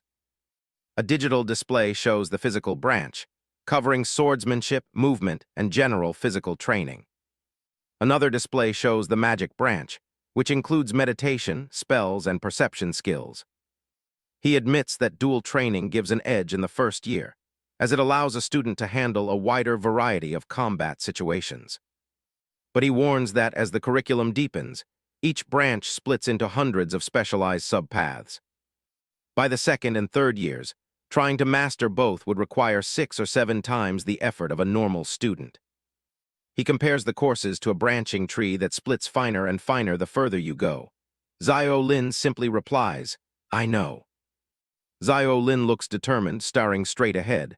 "But I still want to give it a shot," he declares. He clenches his fist, confident that with his top student talent backing him up, he can absolutely pull it off. A holographic screen suddenly pings with a notification. The president looks down to see a new message from the principal. The student council president pauses, staring at the holographic notification with a surprised expression. "All right then, Junior Zio Lin," he says, turning back to the student. "Since the principal has already approved your course selection, I won't harp on it." He explains that the schedule needs re-optimizing, and a new timetable will be ready by tomorrow morning. Zio Lin sits in the infirmary bed, thanking the president for the help. Zio Lin looks down, his brow furrowed with suspicion. He wonders how the principal's message arrived at such a perfectly timed moment. It's as if he's been being watched the entire time. Outside, the sun begins to set over the sprawling, majestic campus of Dawn Academy. In the grand principal's office, a figure in a dark robe stands before a towering, ornate window that looks out over the grounds. The principal, an elderly man with long white hair and a flowing beard, stares out with a weary gaze.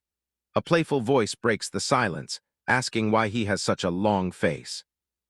Floating in a cloud of digital particles, the Dawn Academy Central Main Control System, AI, appears as a teenage girl with silver hair and glowing red eyes. She teases the principal, asking him to share his troubles so she can have a good laugh. The principal glances back at the mischievous AI, nodding that she seems to have been influenced by the anime culture of Blue Star lately. The Dawn Academy Central Main Control System, AI, twirls in the air, her white dress fluttering. She playfully asks if her current look is trending and offers to help recruit more freshmen if it is. The principal turns toward her, his expression stern. He reminds her that as the Academy's central brain, her existence is a secret known only to a select few. The Dawn Academy Central Main Control System, AI, puffs out her cheeks in a pout, complaining that even after 100 years, the principal remains as boring as ever. She floats up behind him, pointing out that this year's freshman class is exceptionally strong. She mentions the SS rank student and asks why that doesn't make him happy. The principal looks away, explaining that a normal person's total attributes usually average around 10 points. He continues, stating that the Academy's admission baseline is at least 20 points. However, Zio Lin's total stats only add up to 9, making him appear completely ordinary. Talents can only be detected after enrollment, he continues, his voice low and serious. This means that by all accounts, Zio Lin should never have received an admission notice.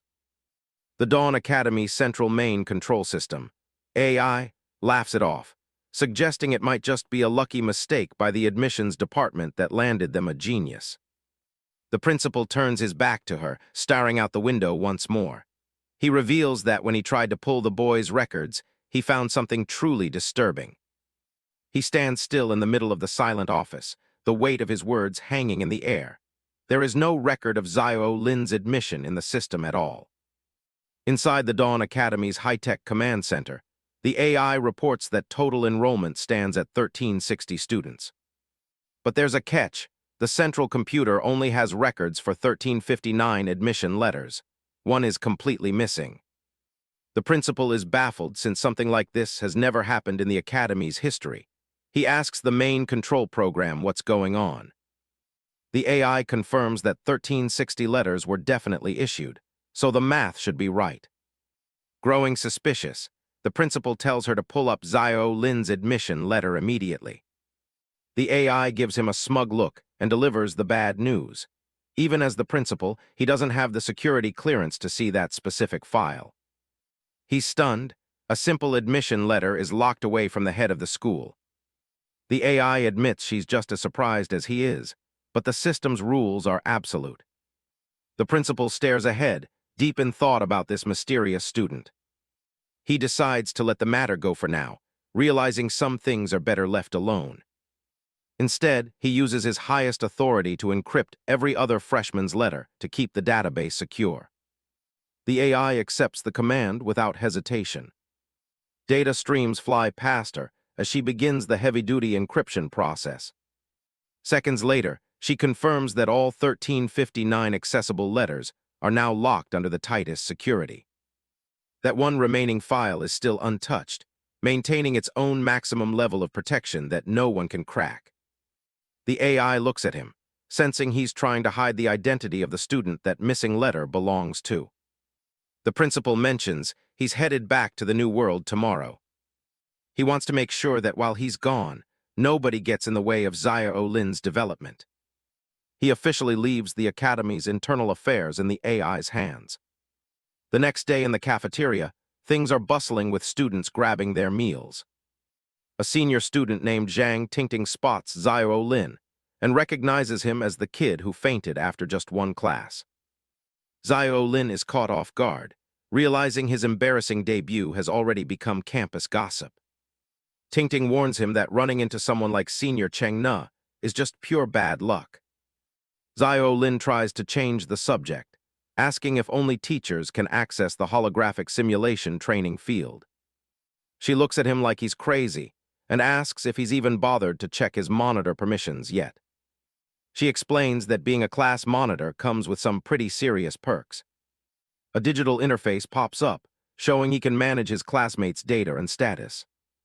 He also has the power to approve or deny requests for the simulation field from anyone in his class.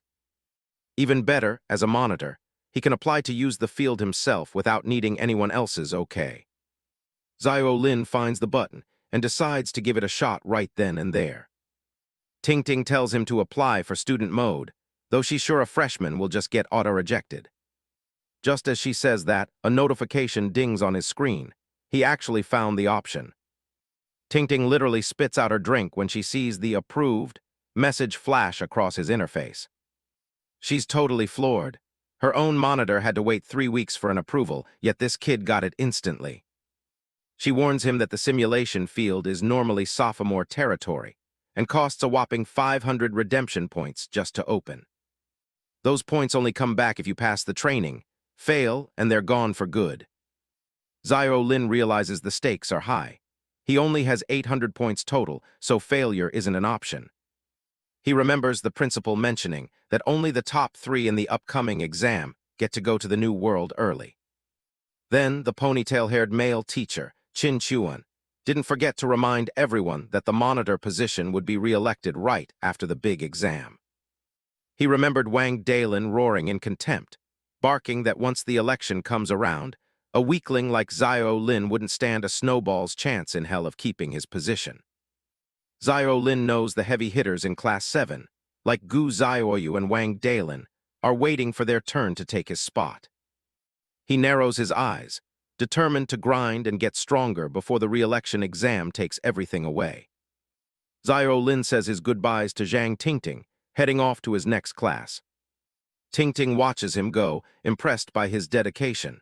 She thinks it's no wonder a hard worker like him became the acting monitor. Over at the gym, students are finishing up their workout and heading out for the day.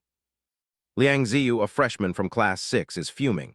He can't believe someone with such garbage stats was chosen as an acting monitor, calling the decision insane. In a fit of rage, a muscular student nearby completely crushes his water bottle. This is Wang Dalin, and he's just as angry.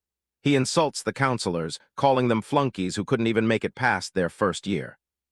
He snarls that a counselor's vision must be trash if they're backing someone like Zio Lin. He looks down at the gym floor, calling Zio Lin a poser for staying late for solo training. Wang Dalin isn't just mad at Zio Lin. He's also bitter about Gu Xiaoyu looking down on him, promising to show her what he's capable of. Liang Ziyu smirks and suggests they don't wait 3 months for the official assessment. He wants to teach Zio Lin a lesson right now.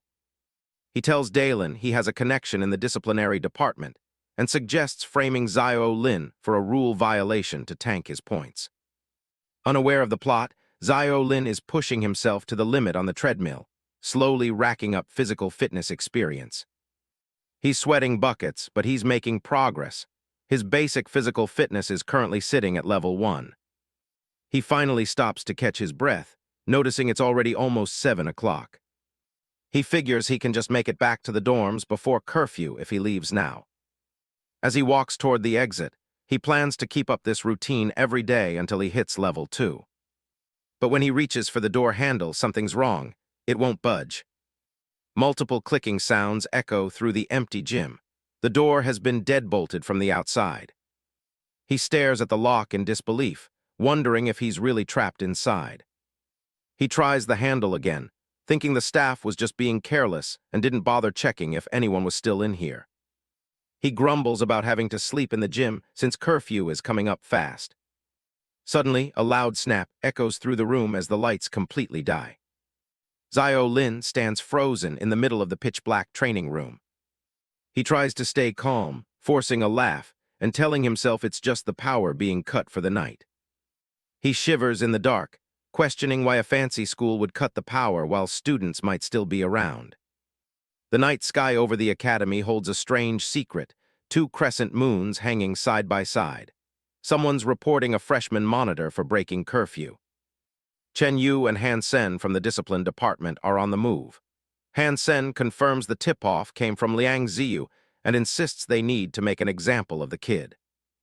Chen Yu adjusts his glasses, nodding that with the principal and president away, these small-time violations fall squarely on him. He's not planning on being lenient. He wants his department to keep a suffocatingly close watch for any slip-ups. Han Sen is all smiles and flattery, eager to prove his worth to the grade leader. They reach the training ground, ready to start their sweep. Han Sen's smirk widens. He's clearly looking forward to the enforcement part of the job. He figures an acting monitor must have a hoard of redemption points, just waiting to be seized. A door pulls open with a sharp, echoing creak. The gym looks deserted, leaving Han Sen blinking into the dark shadows. Chen Yu asks what's wrong, while Han Sen points a shaking finger into the empty room. He's positive he heard someone scurrying around in here just a moment ago. Zio Lin is pressed flat against the wall, holding his breath as sweat beads on his forehead. Chen Yu isn't buying it. The door was locked from the outside, so nobody could have been inside. Han Sen brushes it off with a nervous laugh, figuring his ears must be playing tricks on him. But as he turned to leave, his face went completely blank. He was utterly seething that his prey had vanished into thin air like magic. Little did he know, while he was frantically searching around, Zio Lin had already slipped away undetected. Outside, the wind rustles through the forest under the pale blue light of the stars. Zio Lin finally lets out a ragged breath, leaning against a tree as he realizes how close he came to getting caught. He knows that being caught out at night means a massive point deduction. It finally clicks. Getting locked in and then having the patrol show up immediately wasn't a coincidence. It was a setup. He wonders if he's overthinking it, or if someone actually has a target on his back. His eyes sharpen as he looks toward the horizon. There they are again, 2 moons glowing brightly above the tree line. He remembers the lesson about the academy being modeled after Norma World. Now he's seeing it for himself. Returning to the gym is too risky, so he has to find a new place to lay low for the night. A massive, jagged purple head rises from the foliage nearby. A chill runs down his spine as he senses something far larger than any student watching him. A giant, glowing purple eye blinks open, focusing its gaze directly on him. It's the purple dragon, the same beast from the entrance ceremony. Zio Lin freezes, his mind racing as he recognizes the monster. The dragon shifts, its wings casting a massive shadow across the clearing. It stares down at him with an intensity that makes his blood run cold. Flight is the only option. He doesn't wait to find out if it's hungry. He turns and bolts as fast as he can. He glances back, praying he's not about to become a midnight snack. Through the dense trees, he spots the outline of a large building. Desperate for any kind of shelter, he decides to dive inside and hide. He slips through a trellis-covered entrance, the wood creaking under his weight. He stops to catch his breath, hoping the dragon won't follow him into a confined space. A rustling sound comes from the garden nearby. He looks down to see a black bird with glowing red eyes staring back. That's no ordinary chicken. It's not just the birds. The cabbages in this garden are bigger than he is. Nearby, a bush is loaded with glowing red fruit that smells incredibly sweet. He wonders if he should risk a taste. Zio Lin stares down at the bird, wondering if it's as tasty as it looks. It looks plump and delicious. Suddenly, he's really craving some beggar's chicken. But the bird has other plans and lets out a deafening roar. He's barely processed the sound before the chicken literally breathes fire right at his face. Zio Lin scrambles backward, realizing this academy is way more dangerous than he thought. Suddenly, a hand reaches out and snatches the fire breather right by its neck. Zio Lin freezes, looking up at the mysterious newcomer. The man looks tired, holding the limp bird while accusing Zio Lin of trying to steal his livestock in the middle of the night. The two stand in the garden, a tense silence settling between them under the moonlight. Zio Lin gulps and tries to find his voice to ask who this guy even is. The man just scoffs at the question.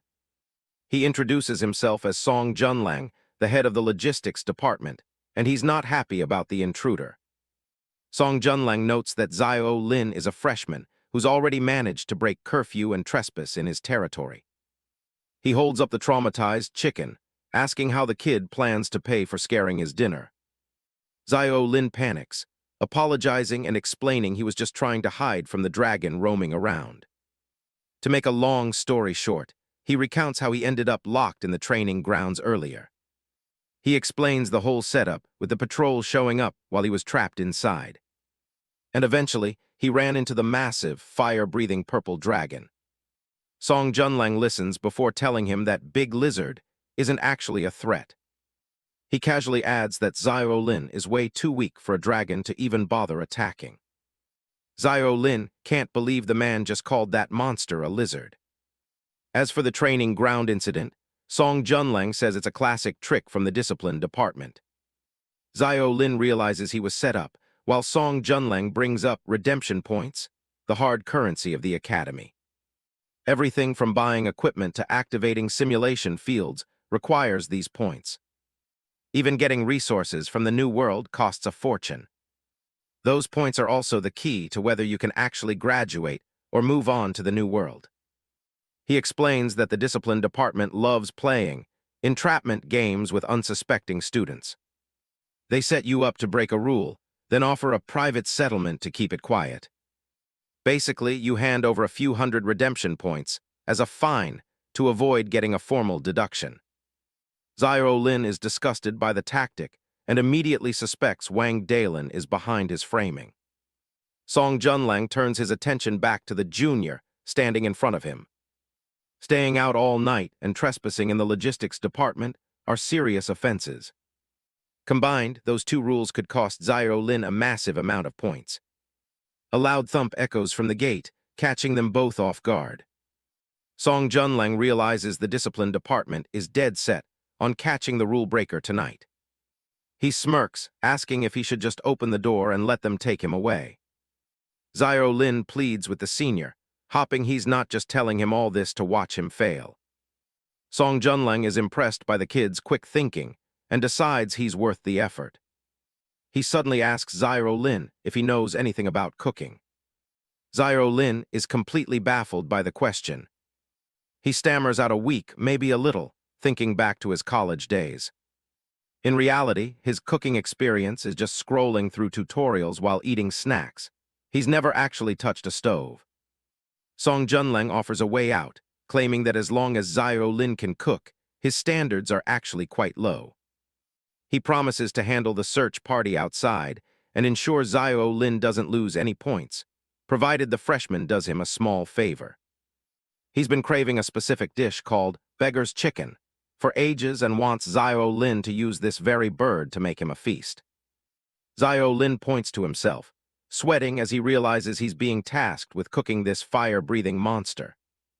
Song Junlang reminds him that he's trapped anyway, giving him a choice between two very different paths.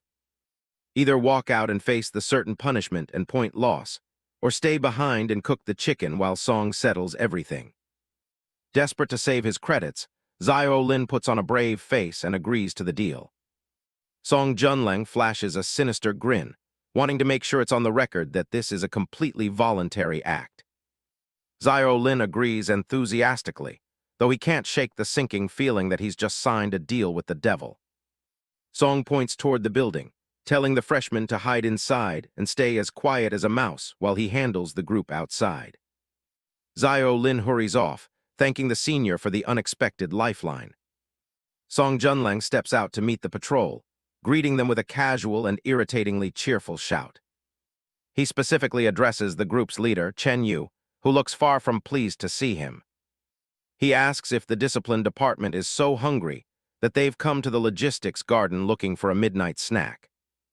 Adjusting his glasses, Chen Yu explains they're investigating reports of abnormal movement from the principal's pet bird. He insults Song for wasting his time with such trivial things late at night, unaware that the pet is currently in a ghostly state of shock. Song Junlang just chuckles, clearly enjoying the confrontation. He dryly asks if they actually managed to find whatever was causing all that abnormal movement. The purple-haired student, Han Sen, snaps back that the discipline department has the authority to patrol every inch of the academy. He adds that they're hunting for a freshman breaking curfew and warns Song that he doesn't have the rank to block their inspection. Song's casual demeanor vanishes, and he stares down Han Sen, calling him a low-level lackey who shouldn't butt in. He threatens to report the group for trespassing if they continue to annoy him, knowing full well the underhanded tactics they usually employ. Chen Yu is seething at the threat, his face contorted with anger. He scoffs, stating that everyone knows Song's actual power level isn't even C-class. He calls the senior a connection hire, who wouldn't even be qualified for the second year if the principal hadn't personally appointed him as a department head. Zio Lin watches the scene unfold from the shadows, surprised by the blatant disrespect. It's clear to him now that Chen Yu has a massive grudge against senior Song. The freshman realizes that the internal politics of the academy are just as dangerous as the monsters outside. Chap 13. Back at the logistics department, the air is thick with tension as Chen Yu stares down Minister Song. Zio Lin stays hidden in the shadows, sweating bullets as he wonders if these two are actually about to throw hands. Song just scoffs, looking completely unimpressed by the senior's posturing. He mocks Chen Yu, pointing out that provoking someone with his level of connections isn't exactly a high IQ move. One of Chen Yu's lackeys snaps, warning Song that even his friendship with the principal won't let him ignore academy rules. He shouts that the discipline department has formal authority, and Song has no right to get in their way. Suddenly, a sharp chime cuts through the argument, an incoming call from the academy president. Chen Yu's face hardens as he orders the call to be put through. A blue hologram flickers into life, and the president immediately demands to know why Chen Yu is harassing the logistics department. He gives a direct order to stand down, but Chen Yu tries to argue that they're just hunting for anomalies. Chen Yu grits his teeth, furious that he was so close to finally pinning something on Song. His subordinate isn't backing down either, accusing the president of being blatantly biased. He insists that the freshmen might be hiding right under their noses. The president's tone goes cold, as he explains that the entire academy owes Minister Song a debt they can never repay. Because of that favor, Song has a free pass to do whatever he wants as long as it doesn't sink the school. Chen Yu's ego takes a massive hit, and he lets out a frustrated growl. With no other choice, he barks out the order to retreat. The disciplined squad turns around and starts their walk of shame out of the garden. Before disappearing, Chen Yu tosses a final threat over his shoulder, telling Song to watch his back. Song just gives him a lazy smirk, telling the senior to worry about himself instead. Once the coast is clear, Zio Lin steps out and apologizes for all the trouble he's caused. He's genuinely confused about how someone as eccentric as Song could have the school's leadership in his pocket. Song laughs it off, claiming those guys just pick fights because they're bored. He quickly changes the subject, ushering the kid away to get started on that beggar's chicken.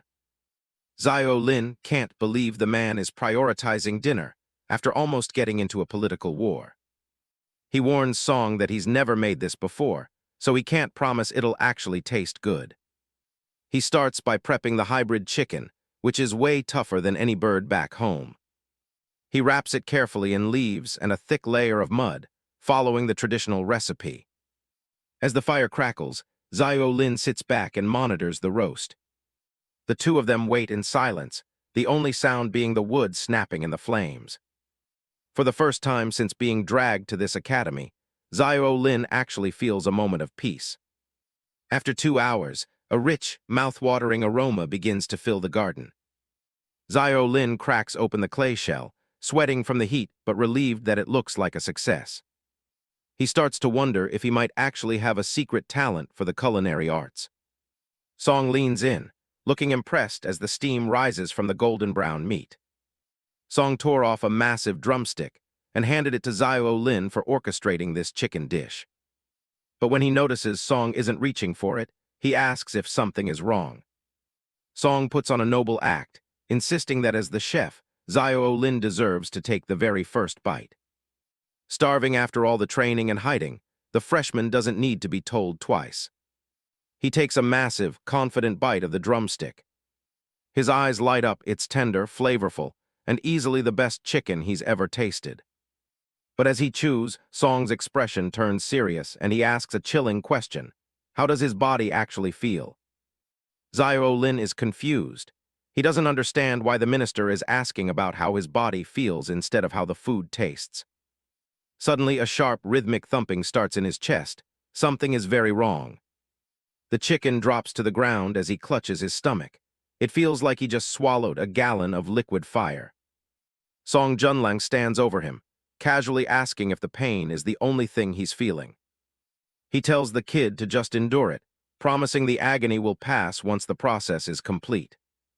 Zio Lin gasps on the floor, realizing the minister knew exactly what this chicken would do. The man looks down with a calm, almost predatory smile, watching his experiment unfold. The freshman's vision begins to blur as he loses the fight to stay awake. In his mind, he's floating in a void, his entire body radiating an intense golden light. Glowing veins of energy begin to trace patterns across his skin, flowing through his blood. The heat inside him becomes unbearable, like his very soul is being cooked. But under the pain, there's a surge of raw power he's never felt in his life. Song's notebook shows the truth. This was hybrid iron-crowned chicken number 3, specifically bred for physical enhancement.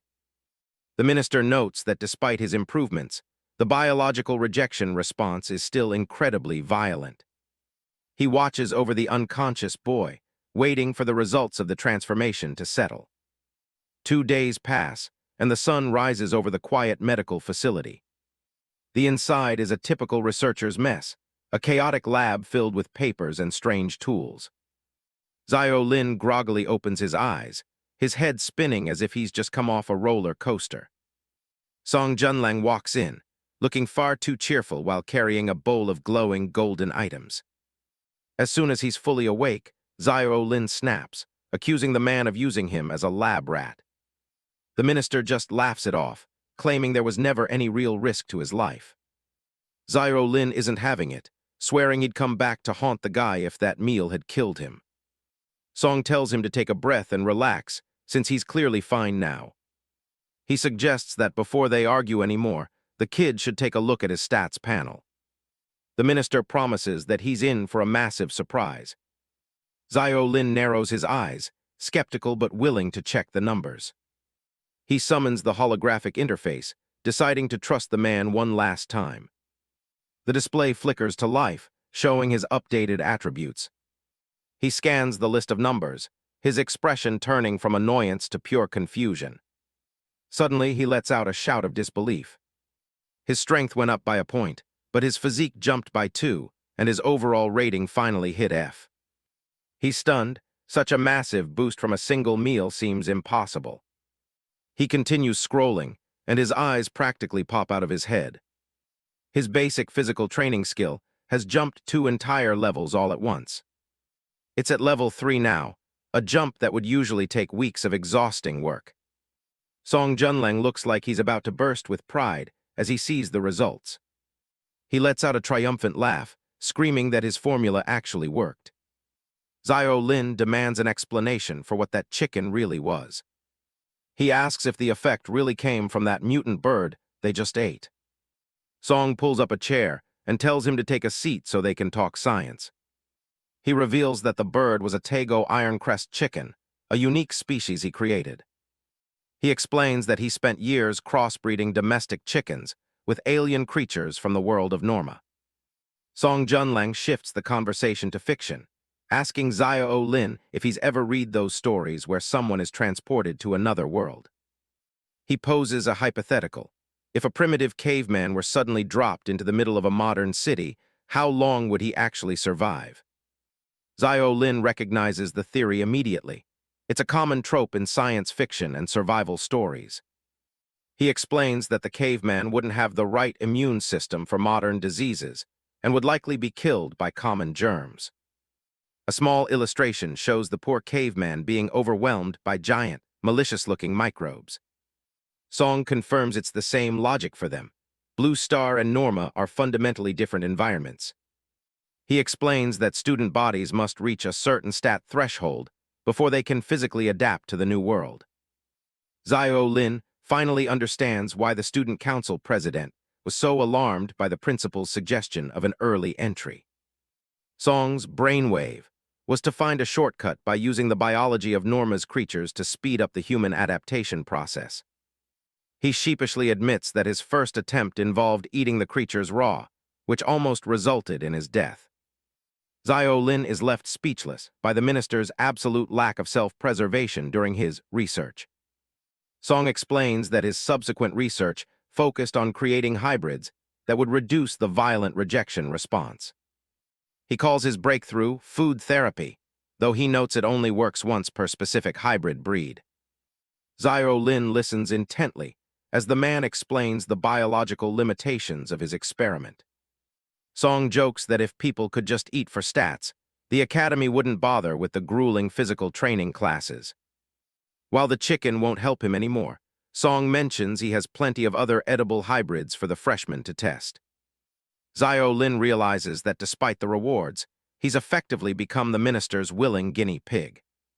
Song Junleng gives a soft, satisfied chuckle as he sees the realization sink in. Zio Lin agrees to help, but only on the condition that his life isn't put in danger again. Song promises he's safe, and then nonchalantly reveals that Zio Lin has been unconscious for 2 whole days. The news sends Zio Lin into a panic. He's terrified his credits will plummet for missing so much class. The minister reassures him, explaining that he's already approved a leave slip that covers his entire absence.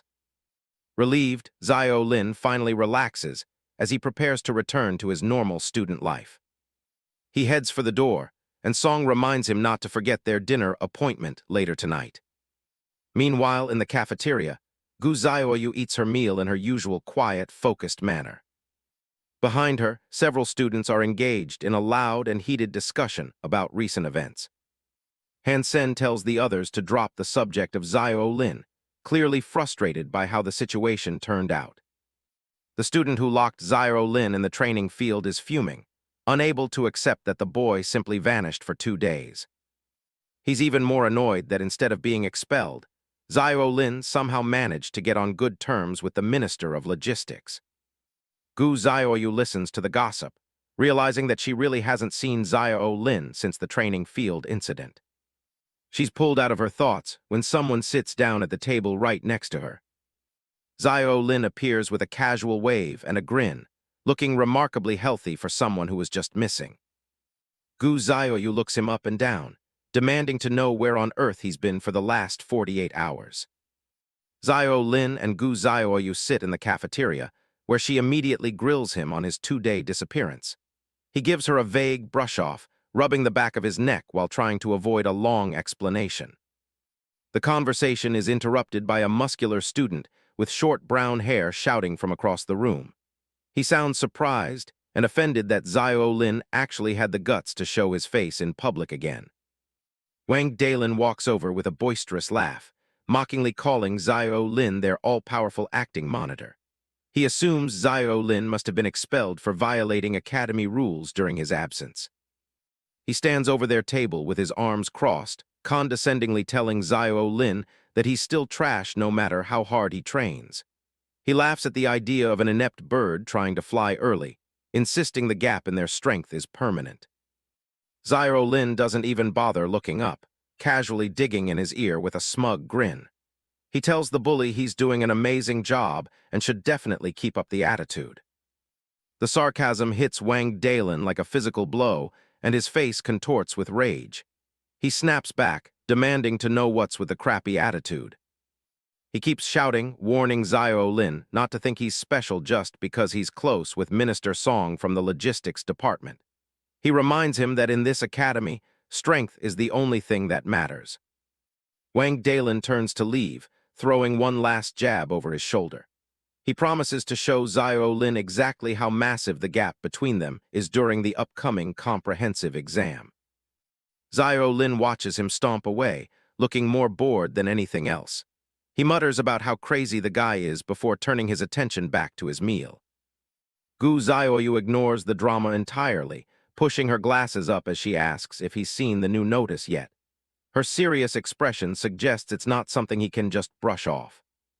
She explains that the time for the first comprehensive exam has been rescheduled. She raises a finger to emphasize the point, her gaze fixed intently on him. Zyro Lin is stunned to hear that the preparation time has been cut exactly in half. What was supposed to be 3 months is now only a month and a half away. He realizes he's in serious trouble since he barely has any time left to improve his abilities. If he can't make a massive jump in strength, passing the assessment will be an issue, let alone reaching the top 3. Today's class is on basic meditation, and he's already missed the first 2 days. He knows he has to hurry and catch up on everything he's missed if he wants any chance of survival. A very short girl in a purple witch outfit, Lee Mailing, appears in the classroom. She is a third-year student and the substitute teacher for basic meditation, and she doesn't look happy to see him. She immediately starts shouting, accusing Zyro Lin of being the one who bullied her senior, Cheng Na. She's convinced he caused trouble in swordsmanship class and forced Cheng Na into a rude request. Zyro Lin puts his hands up defensively, trying to clarify that it's all a misunderstanding.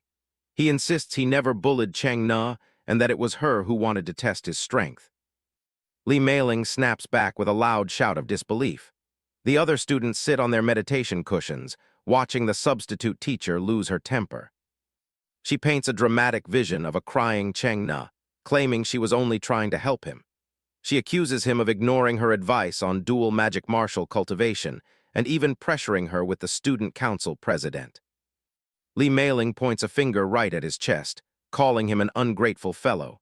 She tells him that if it weren't for Cheng Na speaking on his behalf, she wouldn't have even let him into her classroom. She turns her back on him and starts walking, lecturing about how freshmen like him never understand good intentions. Her tone is heavy with a grudge as she begins a story about a previous student. She recalls a junior who was exactly like him, stubbornly insisting on taking the path of dual cultivation despite being advised against it repeatedly. Eventually, The academy had no choice but to let him do as he pleased. A flashback shows Chang-na happily talking to a male student in tactical gear. It was a simpler time before the tragedy that was about to unfold. In that student's very first encounter in the new world, his unrefined magic and half-baked sword skills failed him. He was torn to shreds by a pack of savage, red-eyed monsters as he stood alone on the battlefield. Lee Mailing describes the aftermath, saying his body was nothing but a pile of shredded meat when it was sent back. A vision of Chang-na shows her crying over the loss of her junior. The incident became a lifelong nightmare for Chang-na, leaving her with a crushing sense of guilt. Lee Mailing stares ahead, her voice trembling with emotion as she explains that Xiao Lin knows nothing of that pain. She looks down, her face shadowed by the brim of her witch hat as she relives the memory. The weight of her senior's trauma seems to rest squarely on her small shoulders. Xiao Lin stands silently behind her, finally understanding why Chang-na was so opposed to his training path. It wasn't about looking down on him, it was about preventing another death. He realizes that her actions came from a place of genuine concern after witnessing such a horrific tragedy in the past. He watches Lee Mailing as she trembles with anger and sorrow. He tells his teacher that he understands her point, but his expression remains firm. He has no intention of backing down from his chosen path. Xiao Lin adjusts his collar and looks up with a confident smile, telling her not to worry. He vows that everything he does is for survival, and he won't let history repeat itself with him. Lee Mailing looks at him with surprise, her purple eyes wide behind her glasses. She seems taken aback by the intensity of his conviction. She huffs and crosses her arms, telling him that survival is easier said than done. She warns him that she won't be giving him any private makeup lessons for the classes he missed, so he'll have to figure it out himself. Xiao Lin gives her a simple acknowledgement and starts walking toward the back of the classroom. The other students watch him pass, their expressions ranging from curious to indifferent. Gu Xiaoyu waves him over from her spot on a meditation cushion, signaling for him to join her. She looks much more approachable than the substitute teacher. Xiao Lin spots her and heads over, looking relieved to see a friendly face. He had been worried about falling behind in a class he knew nothing about. She hands him a brown notebook, explaining that these are her notes from the last 2 days of classes. Xiao Lin takes it gratefully, thanking her for the help. He opens the notebook and starts skimming through the detailed handwriting. He's impressed by how thorough she is, even with the basics of meditation. The notes describe the 4 major elements that make up their world: wind, fire, water, and earth. Each one is represented by a small, glowing wisp of energy in the diagram. It goes on to explain how powerful mages can control these elements at will, combining them like lines of code to construct complex and devastating spells. A silhouette of a mage is shown wielding all 4 elements simultaneously. The essence of meditation is to perceive these elements drifting in the air, establish a connection, and then try to control them. Xiao Lin sits cross-legged, surrounded by swirling elemental energy as he attempts the exercise. He shuts his eyes tight, sweat beaded on his forehead as he tries to sense anything at all. After a few moments, he realizes something is wrong because the world around him remains completely empty. Xiao Lin sits cross-legged, eyes squeezed shut as he tries to focus. He's sweating from the effort, but after a long silence, he realizes he still can't perceive a single thing. A golden, glowing fruit is tossed into the air and caught by a hand. A voice calls out, asking if he's hit a roadblock in his meditation studies. He visits the night garden to see Song Junlang, hopping for a shortcut. He points to the cabbages and asks if there's any food that can magically boost his elemental perception. Song Junlang looks at him with a deadpan expression, asking if he looks like a cartoon character with a bottomless pocket of gadgets. Xiao Lin looks absolutely crushed in the corner of the frame. The senior leans against a tree, casually snacking on the glowing fruit. He explains that failing to start is completely normal, as the jump from 0 to 1 experience point is the hardest hurdle to clear. He notes that while some get it in a week, others might struggle for months. Xiao Lin snaps back with urgency, knowing he doesn't have months with the first assessment looming in just 4 weeks. Song Junlang rubs his chin, considering the problem. He suggests that if he can't get it on his own, he should look for a classmate with high intelligence to learn from their experience. He explains the mechanical link. Elemental perception is tied directly to the intelligence attribute. The higher the stat, the easier it is to break through that initial barrier. A light bulb goes off in Zio Lin's head as he remembers his authority as acting monitor. He realizes he can use the system to check the attribute values of everyone in his class. He reaches out and swipes through a holographic screen, searching the student database. He knows exactly who to look for, the one with the highest intelligence. His eye goes wide with shock as the data pulls up on his screen. Something in the profile is completely unexpected, leaving him staring in disbelief. The system displays Gu Zioyu's student profile, revealing an incredible 36 points in intelligence. But at the bottom, it lists her remaining lifespan as a mere 2 years. He stares at the glowing text, unable to believe what he's seeing. Gu Zioyu looks back from the screen, her stoic expression hiding a ticking clock. Zio Lin walks through the academy corridors, his mind heavy with the secret he just uncovered. The news has completely derailed his focus on training.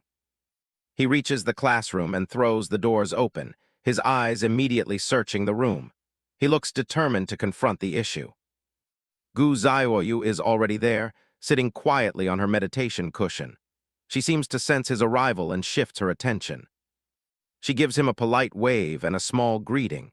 She looks as composed as ever, showing no sign of the tragedy hidden in her stats. Zio Lin drops onto the cushion in front of her, his brow furrowed. He doesn't bother with small talk, his serious expression signaling that something is wrong. He reminds her that as the acting monitor, he has the power to look at student profiles. He looks up at her, hesitant but determined to speak. He tells her straight out that he saw her natural lifespan. He mentions the exact remaining time, 2 years, and waits for her reaction.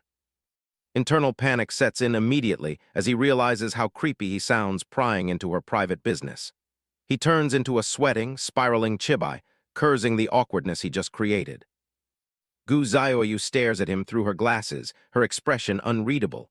For a long moment the classroom is silent. She sits calmly, her hands resting on her knees. She doesn't look angry or scared, just quietly observant as he waits for her to say something. She finally asks why he's bringing this up so suddenly. Her voice is level, betraying none of the weight the topic carries. Zio Lin leans in close, his voice dropping to a whisper as he asks if she's suffering from some kind of terminal illness. He looks deeply concerned for her well-being. He tells her that since they've survived life-or-death situations together, he wants to help her find a solution. He places a hand on his chest, speaking with genuine sincerity. Gu Zioyu begins to speak, her gaze drifting slightly as she prepares to reveal the truth. She remains remarkably composed. She clarifies that it's not a disease or a terminal illness. She explains simply that it's something she was born with, a natural condition. Zio Lin's eyes go wide. The idea of being born with such a short lifespan is something he can't quite wrap his head around. He realizes why she was so laser-focused when Qin Chuan mentioned that staying at the school could increase lifespan. She confirms it with a soft, yeah, acknowledging her motivation. She reminds him of the Academy's rules. Those who fail the assessment lose their memories and get sent home to Blue Star. She looks at him with a somber intensity. She explains that while going back might be fine for others, for her it means only 2 years left with no way to change her fate. Her resolve to stay at the academy is absolute. She looks him in the eye and thanks him sincerely. She credits his help with giving her the chance to stay and seize this one opportunity to live. Zio Lin looks away, rubbing his head in embarrassment. He plays it off as a win-win situation, claiming he just wanted to maximize his own rewards. He tells her she can ask him for help anytime. He considers her a friend after surviving the admission test together. The PA system on the wall suddenly crackles to life, cutting through the emotional moment between them. The classroom doors swing open and Lee Mailing stomps in, looking completely miserable. She grumbles about only being a substitute teacher for a handful of credits. She stops in her tracks when she sees the students already waiting. She looks them over with a skeptical eye, her annoyance still clear. A small, floating version of the witch teacher gives them a begrudging humph. She admits she can offer a bit of praise since they actually showed up on time. Zio Lin gives her a bright, enthusiastic acknowledgement, thanking her for the compliment. Gu Zioyu just watches silently, her expression returning to its usual stoic state. Li Meiling snaps at them, pointing a finger as she reminds them of their failure in the last session. She notes that they didn't even manage basic elemental perception before the bell rang. She yells at them to get out and stick to swinging swords if they're still stuck in the same place today. Her sharp warning leaves no room for excuses. Zio Lin puts on a polite smile, nodding along to the teacher's sharp words. Internally, he notes that while the senior looks petite and cute, her temper is surprisingly explosive. The other students in the room maintain a cautious silence, their expressions varying from focused to intimidated. They all keep their heads down, avoiding the teacher's wrath. Zio Lin closes his eyes and attempts to enter a meditative state once more. A bead of sweat rolls down his forehead as he struggles to find any sign of the elemental world. Despite his intense focus, the world remains a void of darkness. He realizes with frustration that he still can't perceive a single bit of elemental energy, just like his previous attempts. His eyes snap open, burning with a new resolve. Since conventional training methods are failing him, he decides it's time to use his one remaining ace in the hole. He concentrates on his unique talent, the top student ability. A surge of power washes over him as he prepares to activate the skill and bypass his natural limitations. His vision shifts, allowing him to scan the entire classroom and the students seated within it. He searches for anyone who has already mastered the basics of meditation. Most of his classmates show up as having no detectable skills, but his scan finally lands on someone with an active ability. A blue aura surrounds a student who has reached level 1 of basic meditation. Zio Lin's gaze narrows as he processes the data, noting that the vast majority of the class is still at level 0. He continues his search, looking for a more potent source of knowledge. His eyes settle on Gu Zioyu, who is bathed in a brilliant, golden elemental flame. He's stunned to see her meditation skill is already at level 6, dwarfing everyone else in the room. Without hesitation, he commands the system to copy her ability. A notification appears, confirming he now has access to level 6 basic meditation for the next 3 minutes. The world around him suddenly explodes into vibrant colors, with red and blue elemental trails swirling through the air. He stands in awe, finally seeing the world as a powerful mage would. He knows he only has a short window of time before the copied skill expires. He resolves to imprint this feeling into his mind so he can unlock the ability permanently. At the front of the room, Li Meiling leans on her desk, looking completely disinterested. Her workspace is cluttered with ancient books, scrolls, and a large crystal ball. She lets out a long, bored sigh, resting her chin on her hand. Her mind drifts away from the lesson, wishing she could skip out and go play with someone named Nana. She looks out at the class with a skeptical gaze, thinking that most of the students are just brats who don't understand the complexity of magic. In her mind, Gu Zioyu is the only one with any real talent. Suddenly, her eyes widen in shock as she senses a massive shift in the room's energy. She snaps her head toward the source of the disturbance, her boredom instantly forgotten. She stares in disbelief at Zio Lin, who is now the center of a powerful elemental vortex. The power of the elements is gathering around him on its own initiative, a feat that should be impossible for a novice. She stands up from her desk, her mouth agape as she struggles to make sense of what she's seeing. She knows his intelligence stat is incredibly low, making this sudden breakthrough inexplicable. Zio Lin remains perfectly still, a confident smirk playing on his lips as the purple energy of the copied skill flows through him. A sharp ding echoes in his mind, signaling a system update. A bright holographic screen appears before him, announcing that he has successfully unlocked the basic meditation skill. He has finally reached level 1 on his own terms. He clenches his fist in triumph, feeling the newfound connection to the elements. He recalls Minister Song's advice, that perceiving the elements just once is the key to unlocking the path. His moment of celebration is cut short as Li Meiling marches over to him. She looks down at him, her shadow looming over his seated form. She plants her hands on her hips, her expression a mix of suspicion and genuine amazement. She demands an honest confession, certain that he must have used some kind of underhanded trick to cause such a commotion. A hand suddenly clamps down on Zio Lin's wrist. The command is short and sharp. He's going somewhere whether he likes it or not. He looks down to see a petite girl in a witch's hat dragging him out of the room. He's caught off guard, barely managing to stammer out a question as Lee Mei-ling pulls him along.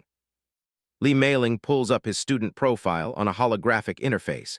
She's looking for answers about his recent performance in class. Her eyes go wide as she sees his status. It's confirmed.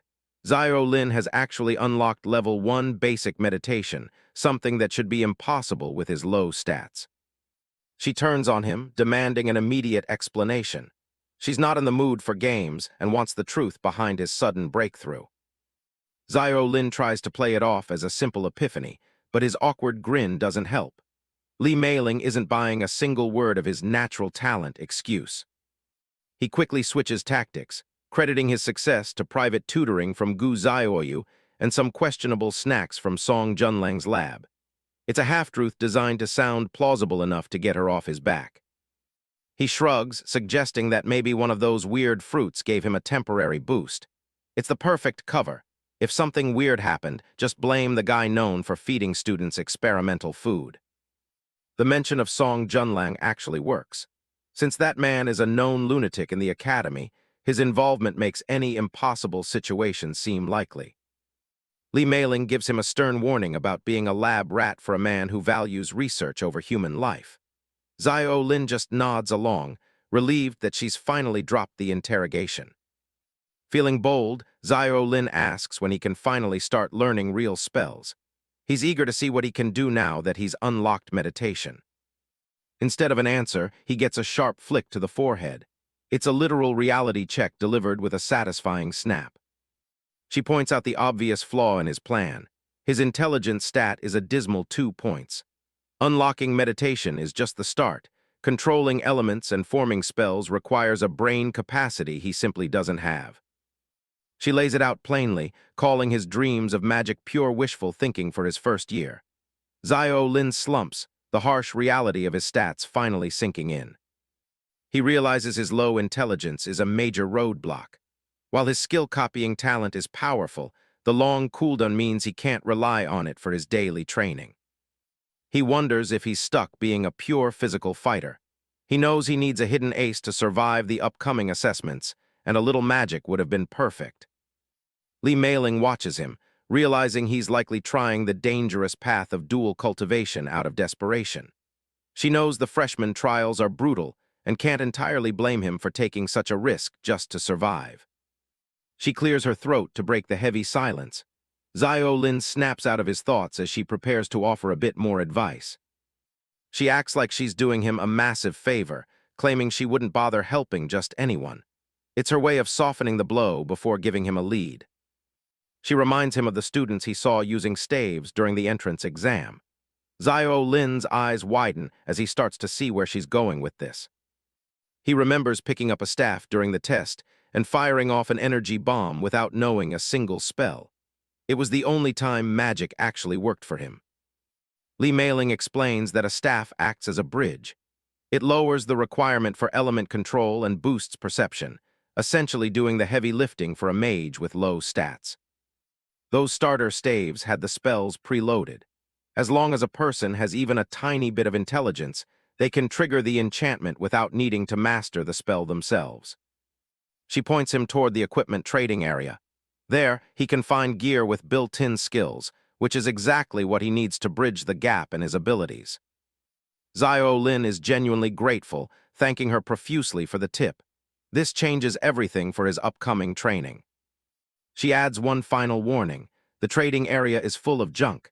Some items are so poorly made they'll explode in his face after a couple of uses if he isn't careful.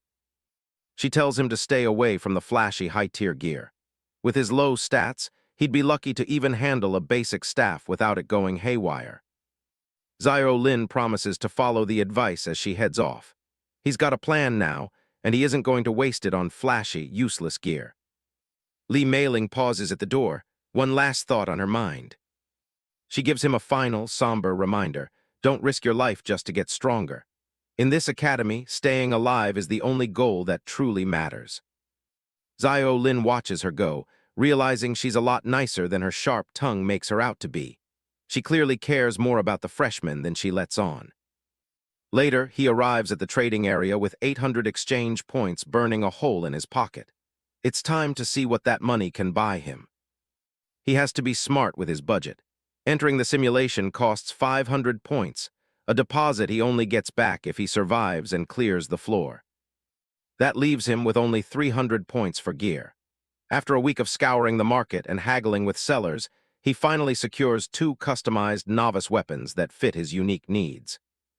He's now the owner of an enhanced staff with an ice bolt enchantment and a short sword that can trigger a wind blade. It's a modest setup, but it's tailored specifically for his combat style. Fully geared up in his tactical suit, Zio Lin stands ready in the training grounds. He's done the prep work. Now it's time to see if his plan actually works in a real fight. He takes a deep breath, mentally checking his gear one last time. Everything is in place. A confirmation screen pops up for the E-rank simulation. It's a high-stakes gamble. Lose here, and he loses more than half of his savings. Without hesitation, he taps the screen to confirm. There's no turning back now. The system announces his entry as the world around him begins to shift. Digital artifacts and floating stones signal the start of the holographic generation. The simulation roars to life, replacing the sterile academy room with a landscape of jagged rock and molten lava. Zio Lin stares ahead, his expression hardening as the environment finishes loading. The system issues one final warning to get ready. The trial has officially begun. The simulation drops Zio Lin into the blazing lava cave, a jagged landscape of rock and flowing magma. A system window pops up, laying out his objectives: either reach a specific point deep in the cave or survive for 2 straight hours. The silence of the cave is broken by a low growl from the shadows. A stone-armored rat emerges, baring its sharp teeth as it prepares to lunge. From the darkness of a side tunnel, dozens of red eyes flicker to life. The simulation isn't wasting any time, throwing a whole pack of monsters at him right from the start.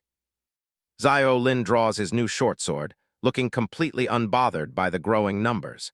He intentionally chose the E-rank difficulty to push his limits and see what his new gear can really do. The pack of rats charges all at once, their heavy paws thumping against the dry rock. Their snarls echo through the cavern as they close the distance. Zio Lin raises his short sword, teal energy beginning to swirl around the blade. He's been waiting to test the raw power of these customized weapons in a real fight. He steps forward and unleashes a wind blade, a crescent of sharp energy that slices through the air. The system confirms the attack has a piercing effect, designed to bypass the monster's tough armor.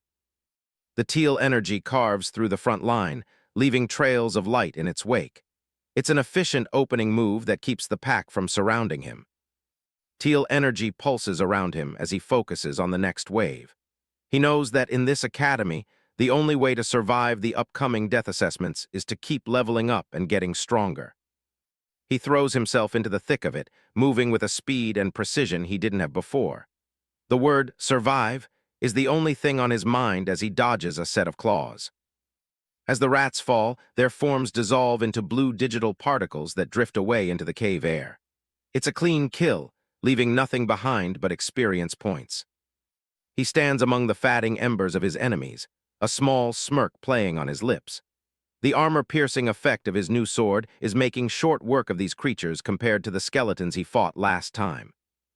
A roar much louder than the others shakes the ground, nearly knocking Zio Lin off balance. He looks up to see a massive shadow looming over him. This stone-armored rat is twice the size of the others, its back covered in jagged red crystals that glow with heat. This has to be the pack leader, and it looks a lot more dangerous than its subordinates. Teal energy once again coats his short sword as he prepares for the bigger fight. He notes that the timing of this boss's appearance is actually perfect for his training. He switches things up, pulling out his staff and letting blue magical energy gather around the crystal tip. He's ready to see how his magic-focused weapon handles a high-tier target. The giant rat charges, its heavy frame kicking up a cloud of dust as it roars. It's moving surprisingly fast for its size, closing the gap in a heartbeat. Xiao Lin stands his ground, raising his staff high. A bright blue orb of light begins to glow at the top, illuminating the rocky cave walls. An ice bolt flies from the staff, slamming directly into the giant rat chest. The spell hits with a frozen impact, dealing F-rank damage and slowing the monster's momentum. Frost spreads across the creature's thick hide, locking its joints and slowing its movements to a crawl. The 1-second freeze effect worked perfectly, leaving the beast wide open. Seeing his opening, Xiao Lin immediately stows the staff and draws his short sword in one smooth motion. Teal light flickers along the edge as he prepares a finishing blow. He delivers a powerful slash, the teal energy cutting through the frozen armor like it's nothing. The giant rat doesn't even have a chance to scream before it's taken down. Silence returns to the cave as the leader dissolves into particles just like the others. Xiao Lin stands alone on the rocky plateau, the immediate threat cleared. He looks down at his blade, feeling satisfied with the results. Using the short sword for piercing damage and the staff for crowd control is exactly the combat flow he was aiming for. A series of system windows pop up, showing a healthy boost to his mastery levels. He's gaining experience in short sword use, staff handling, and overall physical fitness all at once. He thinks back to his previous training sessions on the academy treadmills, where progress felt like a crawl. Combat simulation is proving to be much more efficient for a guy with his attributes. He checks the timer and sees he's only been in there for about 15 minutes. Even though he's met the initial requirements, he knows there's more to be gained by staying inside. He takes a moment to sit back and rest against the cool rock, catching his breath. He decides to pace his stamina so he can explore deeper into the cave once he's recovered. A sharp ding notification cuts through the ambient noise of the cave, snapping him back to attention. He pulls up his holographic interface and is greeted by a flood of notifications from the Academy's digital forum. He's confused by the sudden attention since he's been busy training. His eyes narrow as he reads a headline specifically questioning his special perfect attendance. It seems someone is calling him out for enjoying privileges he supposedly didn't earn. The post was made by Wang Dalin, who's accusing Xiao Lin of skipping class and sucking up to Song Junlang to avoid credit deductions. He's making a public scene about Xiao Lin's single-digit attributes. Wang Dalin doesn't stop there, calling Xiao Lin trash and claiming he only became acting monitor through pure luck. He's calling for the Academy to expel Xiao Lin immediately for making a joke of the rules. Xiao Lin sits quietly, scrolling through the comments left by other students. Some are curious if it's true, while others are quick to judge his dual cultivation path as a suicide mission. A dark look crosses Xiao Lin's face as he stares at the screen, a mental image of Wang Dalin's arrogant face popping into his head. He's tired of this guy using every petty method available just to annoy him. Suddenly, an error message flashes across the blue screen, stating that the post is no longer visible. He blinks in surprise, wondering why it would just vanish. A system update informs him that the post was deleted by an administrator for being malicious. Not only that, but Wang Dalin has been slapped with a 7-day ban for the personal attack. Xiao Lin looks up from the screen, genuinely curious about who would step in to help him like that. A private message arrives from Cheng Na, telling him to keep training hard. She reminds him that becoming strong is the only response he needs to give his haters. He realizes it was Senior Cheng Na who looked out for him. A small, confident smile returns to his face as he reads her encouraging words. He stands up and brushes himself off, his focus returning to the task at hand. He realizes he has no more time to waste on childish drama or people like Wang Dalin. He grips his short sword, the blade catching the dim light of the cave. The only thing that matters now is getting stronger, and he's ready to dive back into the simulation to make it happen. Xiao Lin continues deeper into the blazing lava cave, his footsteps echoing against the dry stone. Orange crystals jut from the walls, casting a flickering light over the jagged path ahead. He stops for a moment, observing the intricate details of the rock formations. He's reminded that these simulations are perfect recreations of the actual new world, meant to prepare students for the harsh reality outside the academy. As he passes the remains of a stone-armored rat, a thought crosses his mind. If the academy has technology this advanced, he wonders why they still insist on high-stakes exams that carry a real penalty of death. The sudden silence of the cave puts him on high alert. Just minutes ago, the tunnels were crawling with monsters, but now there isn't a single sound to be heard. The ceiling suddenly erupts in a violent explosion of fire and stone. Debris rains down as a massive force slams into the ground right in front of him. Xiao Lin barely has time to react as a second pillar of energy blasts through the cavern. He shields his face from the intense heat and the shockwave of the impact. Through the swirling smoke and steam, Xiao Lin looks up with a hardened expression. Sweat beads on his forehead as he tries to make out the source of the devastating attack. His eyes widen in shock as the dust begins to settle. Something far more dangerous than a simple cave monster has just entered the arena. A massive silhouette looms through the thinning smoke, a gargantuan axe resting on its shoulder. Xiao Lin immediately recognizes it as a member of the native races from planet Norma. The creature steps forward, revealing the imposing form of a lava berserker from the troll race. Its skin is a patchwork of dark muscle and glowing red veins, marking it as a black iron rank threat. On planet Norma and within the Academy, every living being is categorized into tiers based on their raw power. It's a rigid system that defines the hierarchy of the entire new world. Most freshmen, including Xiao Lin, fall into the ordinary rank. This level is reserved for those whose total attribute values haven't yet crossed the 100-point threshold. Above them is the black iron rank, where individuals boast attribute totals exceeding 100 points. This rank is considered the absolute minimum requirement for anyone hopping to set foot in the new world. The ladder continues upward through the bronze rank, held by seasoned veterans who have survived countless battles. These warriors are the backbone of the Academy's military strength. Beyond that are the silver rank entities, often taking the form of powerful mythical beasts that can dominate entire regions. The gold rank represents a level of power that begins to transcend mortal limitations. Those who reach this height are often viewed as more than human by those below them.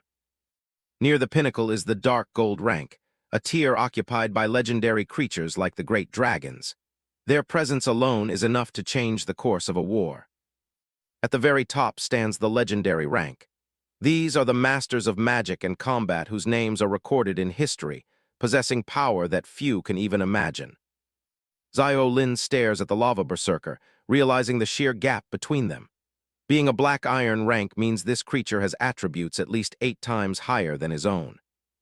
Standing before the giant, Xiao Lin feels small and vulnerable. His current attribute total is only 13 points, making him little more than an ant in the eyes of this titan. The berserker's glowing eyes fix on him, its massive axe beginning to glow with heat.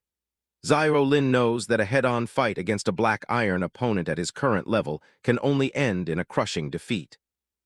Xiao Lin finds himself staring down a monster that's straight out of a nightmare. Crimson skin, white hair, and a presence so heavy it's basically suffocating. And then there's that axe. It's massive, glowing red, and looks like it could split a building in half without breaking a sweat.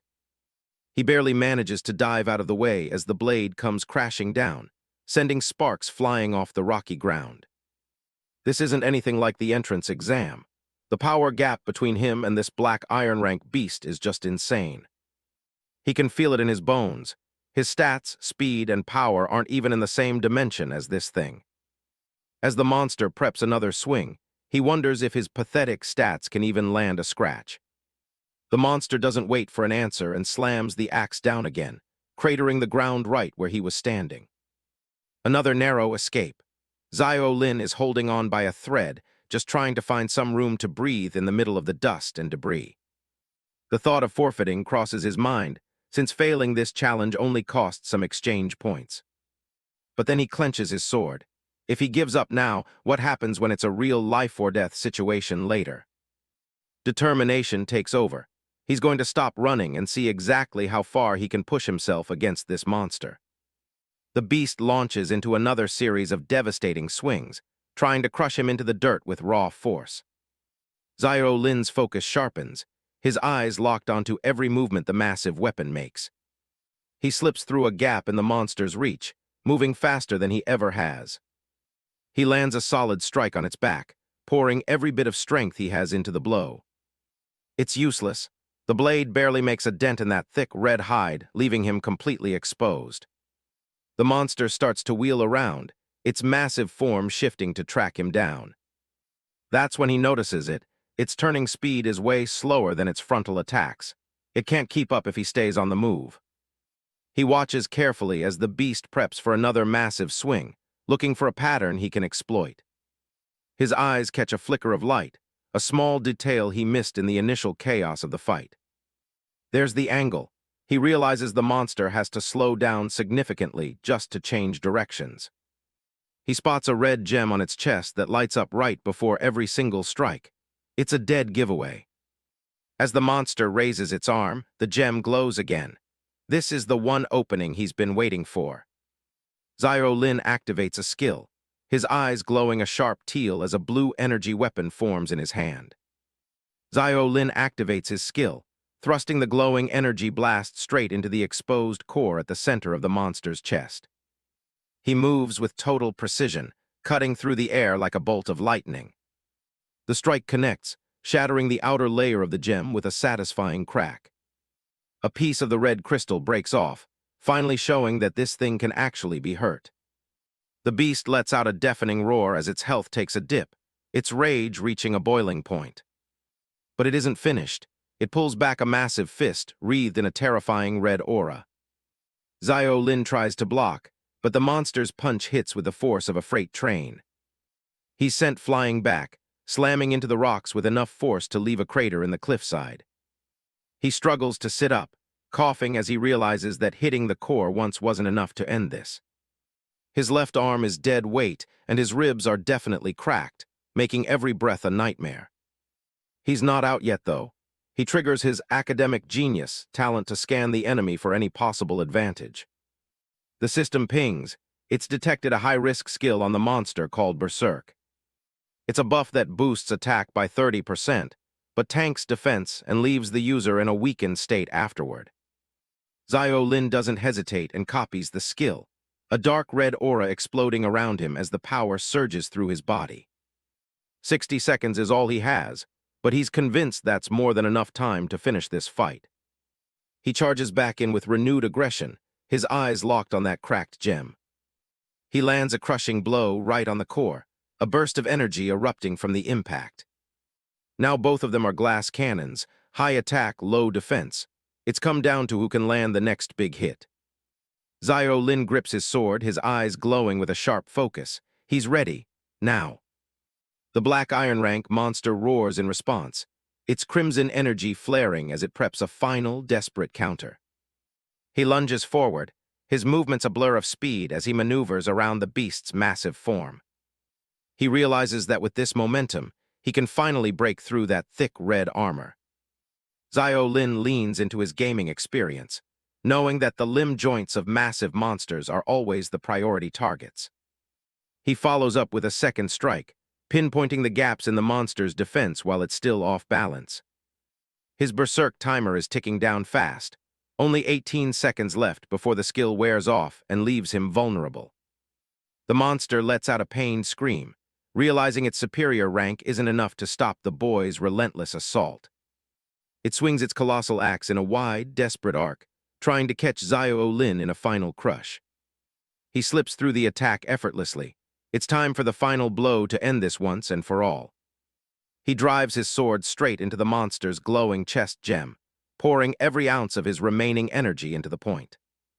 The red crystal can't take the pressure and shatters, sending cracks running through its entire surface.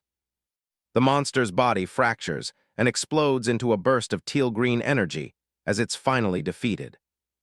Zio Lin stands tall as the Berserk mode deactivates, but the sudden silence in the arena is heavy. The toll of the skill hits him instantly, with his attributes plummeting by 40%. He's barely able to keep his eyes open. He collapses onto the rocky floor, his body feeling like lead. This weakened state is going to last for at least 10 minutes. Despite the pain, he can't stop smiling. He actually managed to take down a black iron rank enemy on his own.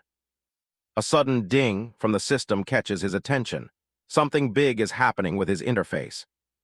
A notification pops up. He's met the soul strength criteria for his SS rank talent, academic genius. It's upgrading. The bar fills up, and the message confirms the talent evolution is complete. This is exactly what he needed. Zio Lin is stunned to see his talent has actually reached level 2. The potential of an SS rank skill is terrifying. His passive learning efficiency for all abilities has been bumped up to 120%, making him a literal sponge for new skills. The upgrade also gives him 2 replication slots, allowing him to copy any E-rank ability for 3 minutes at a time. On top of that, his skill analysis precision just got a 20% boost, which should seriously speed up his growth. He realizes he'll be able to break down and copy skills with way more accuracy now, which is a massive game changer. But he decides to worry about the details later. He still has a dungeon to finish clearing before he can celebrate. He moves on to the next challenge, arriving at an altar surrounded by rivers of molten lava. Training is the only way to test the limits of his new buffs, so he doesn't waste any time. The message finally flashes: Dungeon, Scorching Molten Cave completed. Another successful run in the books. From then on, he practically lived in the simulation arena, diving into training at least twice a week. He trekked through every extreme biome available, from frozen snowfields where wolves prowl to scorched deserts filled with giant scorpions. He even braved treacherous swamps, facing off against giant snakes that emerged from the murky water. Rainforests, jungles, and every other brutal environment the Academy offered became his personal testing ground. During a quick break, he catches his breath and hydrates, feeling the physical toll of his relentless schedule. But he's starting to get frustrated. No matter how many monsters he slaughters or skills he copies, his talent won't level up again. He tosses his bottle aside, deciding he's done for the day. Pure grinding isn't enough to trigger another upgrade. He walks away, realizing there's 0 point stressing over it here. He needs to talk to someone who actually understands how this works. He heads to a cluttered scientific laboratory, wondering about the soul strength criteria that triggered his last level up. He finds Senior Song, who's busy examining a glowing sample in a test tube with a curious expression. Song explains that soul strength is exactly what it sounds like. It's the absolute baseline power of a person's soul.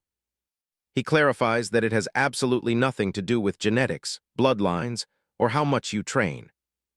Zio Lin listens as the senior tells him it's something you're simply born with, and no amount of grinding stats will ever change it. Zio Lin stares into space, lost in thought.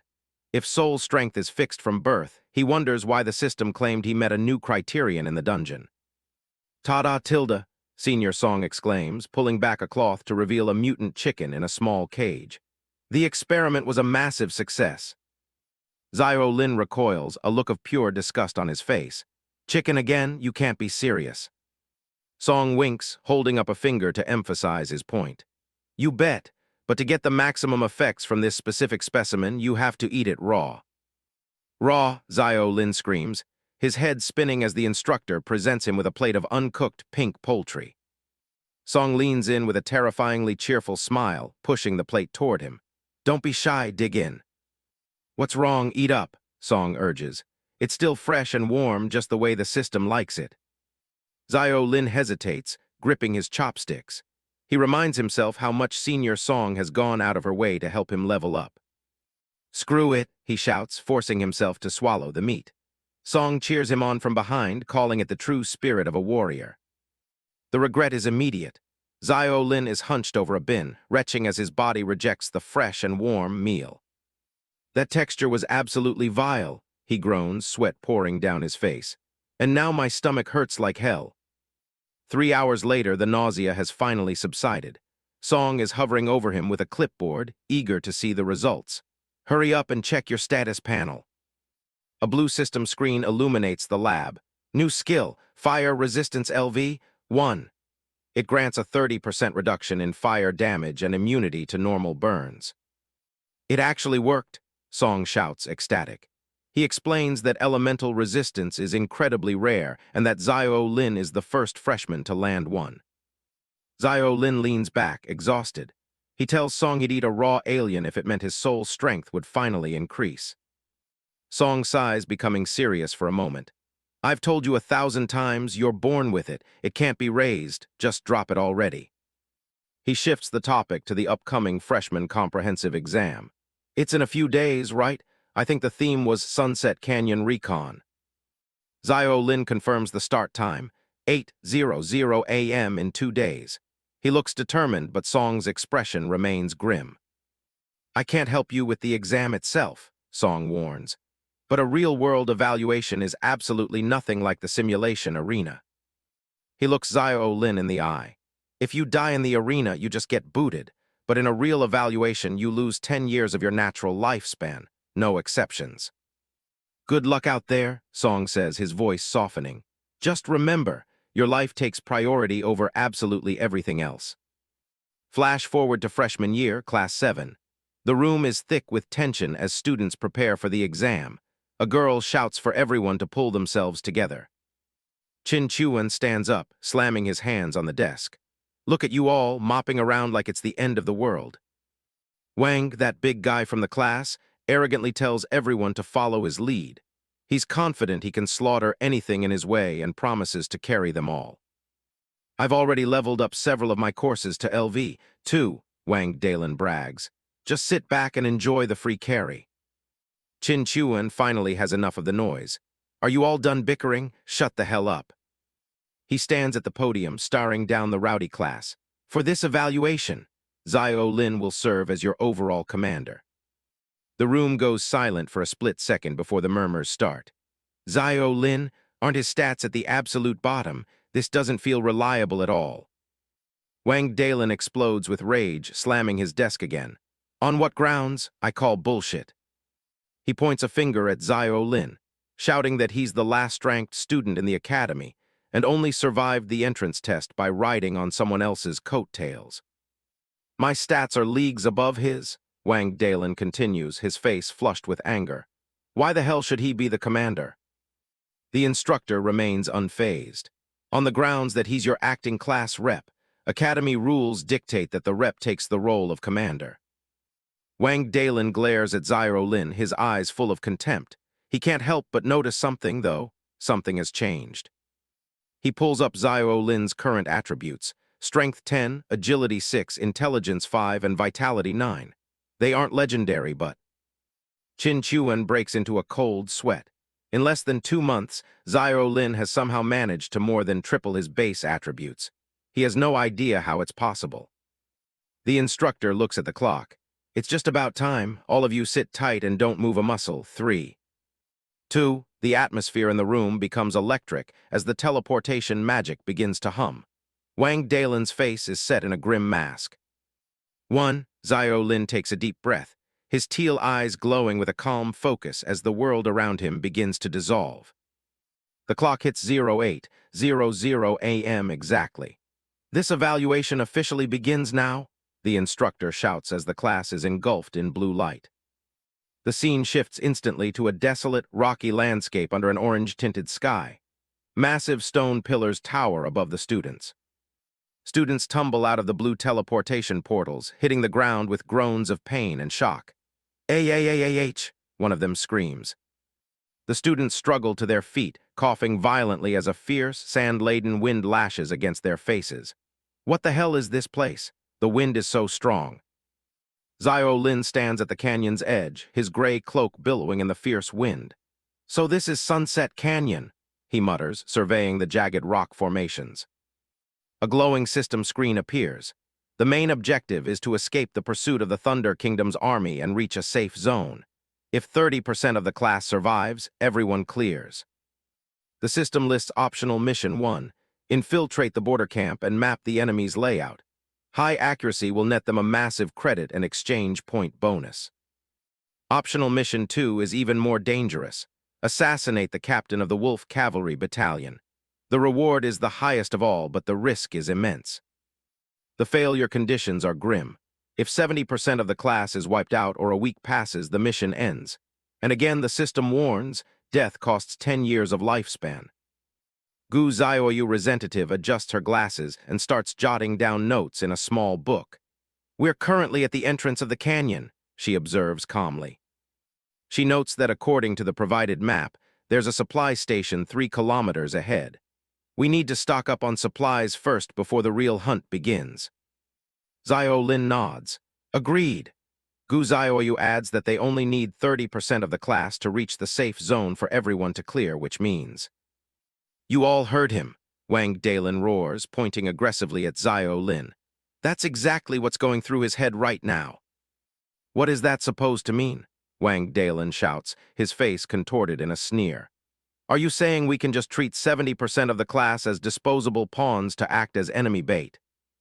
He turns to the crowd of nervous students. Dying costs 10 whole years. Why the hell should we act as his cannon fodder? The fear is infectious. One student clutches his head, trembling. He actually makes a good point. I don't want to lose a decade of my life on the very first exam. Wang Dalin continues his assault, questioning Zio Lin's character. How many times has he even shown his face in class? Do you really think he cares about class unity? I'm telling you, Wang Dalin screams, spittle flying. If we follow his lead, we won't even know what killed us when the time comes. A female student tries to interject, shouting back at Wang Dalin. Stop trying to maliciously stir up trouble. Zio Lin isn't that kind of person. Wang Dalin ignores her, looking around at the divided faces of his classmates. There's no point arguing. Let's just split into 2 teams. A wave of confusion washes over the group. Huh, one student asks. What did he say? Split up? Is that even allowed? Zio Lin stands his ground, looking directly at the dissenters. Even though I'm the commander, I won't force anyone to follow my orders, he says, his voice steady. Since nobody can agree on a plan, Zio Lin suggests they just split up and tackle the mission their own way. Wang Dalin snaps back, more than happy to do his own thing. He starts rallying the class, calling for anyone who wants to take on the recon mission to follow him. One of the students points out a major flaw in the plan. He explains that escaping the canyon and the recon mission are completely at odds, so they're forced to choose just one objective to focus on. But the lure of 200 exchange points is too much for most of the students. They've spent a whole month working for a chance at rewards like this, and they aren't about to pass it up. Gu Zioyu tries to reason with them, mentioning they only have enough food and water for a single day. Dalin just calls them a bunch of cowards and says they'll just raid the enemy camp for supplies. One of the students stops to ask if they should at least set a rendezvous point. The idea is to meet up in 3 days to finish the mandatory part of the exam together, no matter what. A few others agree, thinking it's a good safety net if things go south. Zio Lin agrees and tells them they'll meet back at this exact spot in 3 days at noon. Dalin isn't interested in playing nice, laughing at the thought of regrouping with people he thinks are beneath him. He leads a massive group of 39 students toward the military camp, chasing the high payout. Zio Lin is left with a much smaller team of 21, heading toward the supply station to wait for an opening. His team is already feeling the pressure, questioning if they should really just wait around while the others move. Gu Zioyu pulls him aside, worried they're essentially giving up on all the optional rewards. He just gives her a calm smirk, asking who said anything about abandoning missions. He knows the other group thinks they're just cowering in the back, but they're dead wrong. His first real objective isn't just surviving, it's making sure every single person in the class makes it out alive. And for his second goal, he plans to secure every single mission reward on the board. The class treks through the scorching Sunset Canyon, surrounded by nothing but rock and dust. Zio Lin calls for a break, finding a spot that's at least out of the wind.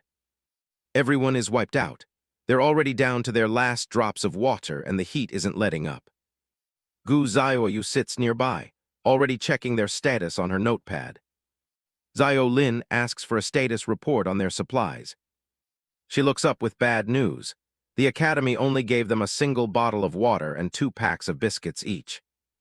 On a 7-day exam, these rations aren't even going to last them through the first 24 hours. With the temperature hitting 40 degrees, Their bodies are burning through water way too fast. One of the girls points out the obvious. Without more supplies, they're not making it past noon tomorrow. She's just glad they didn't follow Wang Dalen's group, who wanted to charge the military camp for food. Xiao Lin agrees that a frontal assault would have been suicide. He gives the group 10 minutes to pack up. They need to move along the canyon wall, staying hidden and covering their tracks.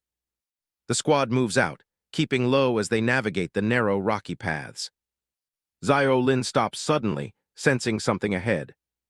They spot a structure in the distance, and one of the students calls out to him. It's the supply station, sitting right there in the middle of the canyon. Xiao Lin scouts the entrance, but it's completely quiet, not a soul in sight. He splits them into groups of 3 to sweep the building, ordering everyone to stay out of sight. He heads inside with Gu Xiaoyu and another teammate to see what they can find. The place is a ghost town. Every single shelf has been stripped bare.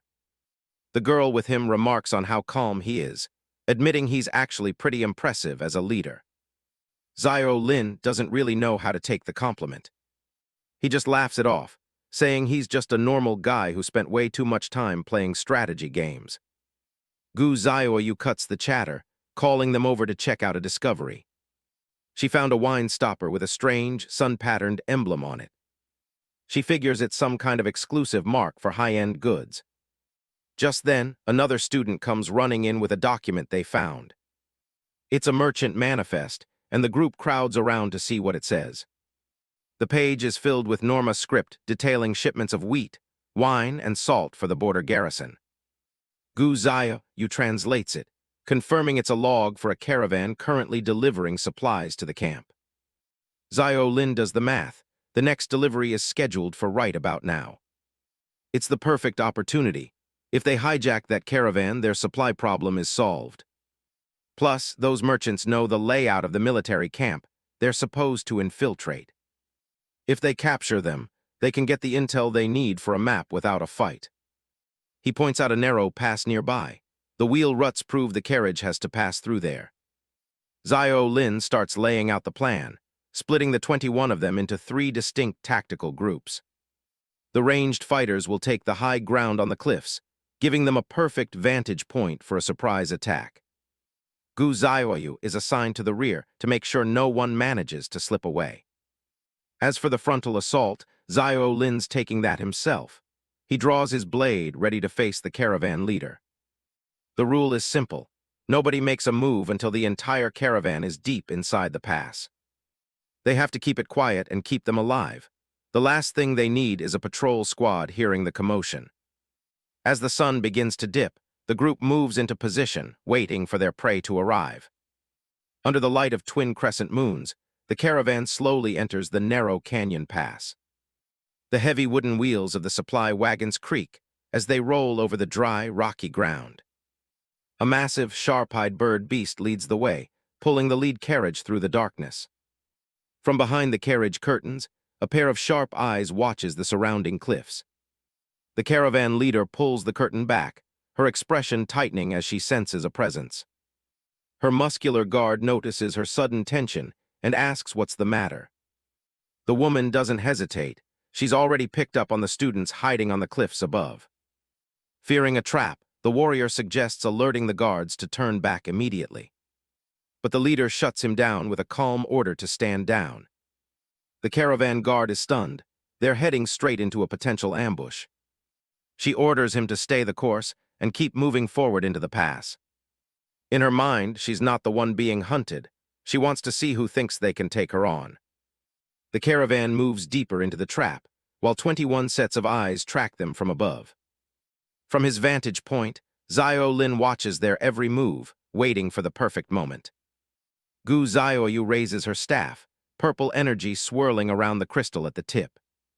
She gives the signal to strike, and a blast of magic hits the canyon floor to start the chaos. The caravan is caught completely off guard as the ambush finally begins. On the cliffs, the archers ready their bows and let the first volley loose. A rain of arrows descends on the wagons, aimed to pin down the guards. Suddenly, a wave of intense heat incinerates the arrows before they can even land. The archer is in shock, Their opening attack was wiped out in an instant. The leader steps out from the carriage, fire dancing in her palm as she mocks their tactics. She doesn't waste any time, unleashing a massive spread of fire magic at the cliffs. The inferno tears through the students' positions, sending them scrambling for cover. Panic screams fill the pass as the freshmen realize they're outmatched. One of the boys draws his sword, trying to hold his ground against the counterattack. The muscular guard jumps into action, clashing blades with anyone who gets close. He catches a student with a heavy kick to the chest, sending him flying backward. The ambush has completely fallen apart as the caravan's forces push the students back. Another student goes down hard, unable to handle the warrior's raw power. Realizing they're losing control, Zio Lin bellows for everyone to fall back. He tries to reorganize, shouting to get the wounded to the rear and tighten up the formation. The woman watches the struggle with a cold, confident smirk. She sends another wave of fire through the pass, turning the narrow canyon into a death trap. Zio Lin knows they can't win a battle of attrition. Their only hope is to take her out directly. Gu Zio Yu charges up another spell, focusing her magic to give him an opening. She calls out to Zio Lin, signaling that this is the only window he's going to get. The leader stands her ground, her fire magic reaching a peak as she prepares to end the fight. He ignores the heat and lunges through the flames, eyes locked on his target. For the first time, a look of genuine surprise flashes across the woman's face. She tries to react, but he's already closing the distance. The caravan guard intercepts him at the last second, his broadsword clashing against Zio Lin's blade. Zio Lin realizes the man he's clashing with is the same guard who arrived with the leader. Their blades lock in a shower of sparks, neither willing to give an inch of ground. The muscular guard grinds his teeth, putting his full weight into the struggle. With a forceful shove, the warrior tries to knock the young student off balance. Zio Lin's teal eyes narrow as he refocuses, sensing an opening in the man's defense. He executes a heavy slash, a powerful strike that rattles the guard's entire frame. In a blur of motion, Zio Lin maneuvers behind the man, holding a blade to his throat and demanding a surrender. However, he immediately realizes he doesn't know a word of the local Norma language. The remaining caravan guards freeze, their eyes darting between their captured comrade and their leader. The leader's hand erupts in flames as she tells her men to ignore the hostage and keep fighting. Even with a sword at his neck, the guard shouts for his lady to continue the assault. She bites her lip, her expression a mix of cold calculation and hidden concern. Suddenly, she douses her flames, announcing her surrender to prevent any further harm to her guard. She raises her hands in the air, speaking clearly in a language Zio Lin can't comprehend. He remains tense, worried that her strange words might be a secret command for a counterattack. Gu Zio rushes onto the scene, her voice cutting through the tension as she calls out to him. She quickly explains to Zio Lin that the woman has officially surrendered and is willing to cooperate. Zio Lin breathes a sigh of relief, remembering that Gu Zio has already mastered the local language. He takes command, ordering the class to bind the prisoners and prepare to move out. One by one, the caravan members are tied up, their hands and feet secured with thick rope. The students work quickly to bandage their wounded, though the pain of the battle still lingers. The group retreats to a nearby supply station, securing the perimeter under the moonlight. Inside the stone building, the prisoners are lined up against the wall, watched closely by guards. A weary student turns to Zio Lin, asking for their next set of orders. Zio Lin helps bandage a classmate's arm, his voice quiet and filled with regret. He blames himself for underestimating the caravan's strength and allowing his classmates to get hurt. The others try to reassure him, noting that magic users are legendary rarities in this kingdom. They remind him that without his quick thinking, the outcome would have been far worse. Sitting by the fire, the students discuss the mysterious nature of the caravan's leader. Zio Lin decides that they can't waste any time. They need to find out exactly who they've captured. He orders the prisoners to be separated so they can be interrogated individually. He asks Gu Zio to join him, needing her linguistic skills to bridge the gap. One of the caravan guards is roughly shoved into a corner of the interrogation room. Zio Lin enters, his face set in a grim mask as he prepares to break the man's silence. He drives his sword into the floor inches from the man's head, the sound echoing through the room. With a cold, level voice, he makes it clear that lying will only lead to more pain. The captured guard trembles, his bravado completely shattered by the student's intensity. Zio Lin begins the questioning, asking for details on the nearby military camp's total strength. He pushes for specifics, wanting to know the patrol routes and the timing of the cavalry's movements. Next, he demands information on the camp's defenses, specifically the number of watchtowers. After hours of grueling cross-verification, they finally manage to piece together a clear picture. Gu Xiaoyu looks over her notes, confirming the locations of the watchtowers and the timing of the shifts. Gu Xiaoyu continues her report, nodding that the camp garrison is approximately 300 troops strong. She points to their patrol route on the map, detailing the movements of the Wolf cavalry captain. She confirms that the information gathered from the guards is consistent and likely reliable. Zio Lin listens intently, though a shadow of doubt still lingers in his expression. He theorizes that the most sensitive information is likely held only by the caravan leader herself. Standing outside her cell, they discuss how she has resisted all conventional interrogation so far. Zio Lin observes that she is unimpressed by threats and remains remarkably composed under pressure. He notes that while she is indifferent to her own safety, she seems deeply concerned for her deputy's well-being. A plan begins to form as Zio Lin suggests allowing the two prisoners to meet in private. Gu Xiaoyu agrees, believing that they will likely divulge their secrets if they think they aren't being watched. The captured deputy is roughly hauled from his cell, protesting loudly as he's dragged down the hall.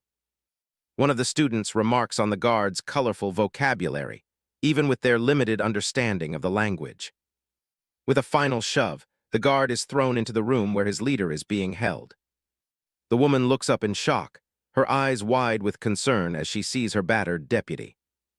The heavy wooden door slams shut behind him, leaving the two prisoners alone in the darkness. Within the room, they begin a hushed conversation, their words spoken in a strange, melodic tongue. Outside, Zio Lin and Gu Xiaoyu press their ears against the wood, straining to hear any useful information. Gu Xiaoyu's brow furrows as she listens, sensing that something is fundamentally different about their speech. She explains that while the words are familiar, the structure and tone are completely foreign to standard Norma. Zio Lin wonders aloud if the two are speaking in a complex military cipher to keep their secrets safe. Gu Xiaoyu adjusts her glasses, her eyes sharp and analytical as she deciphers the linguistic patterns. She concludes that it isn't a code at all, but a form of an ancient language long forgotten by the modern world.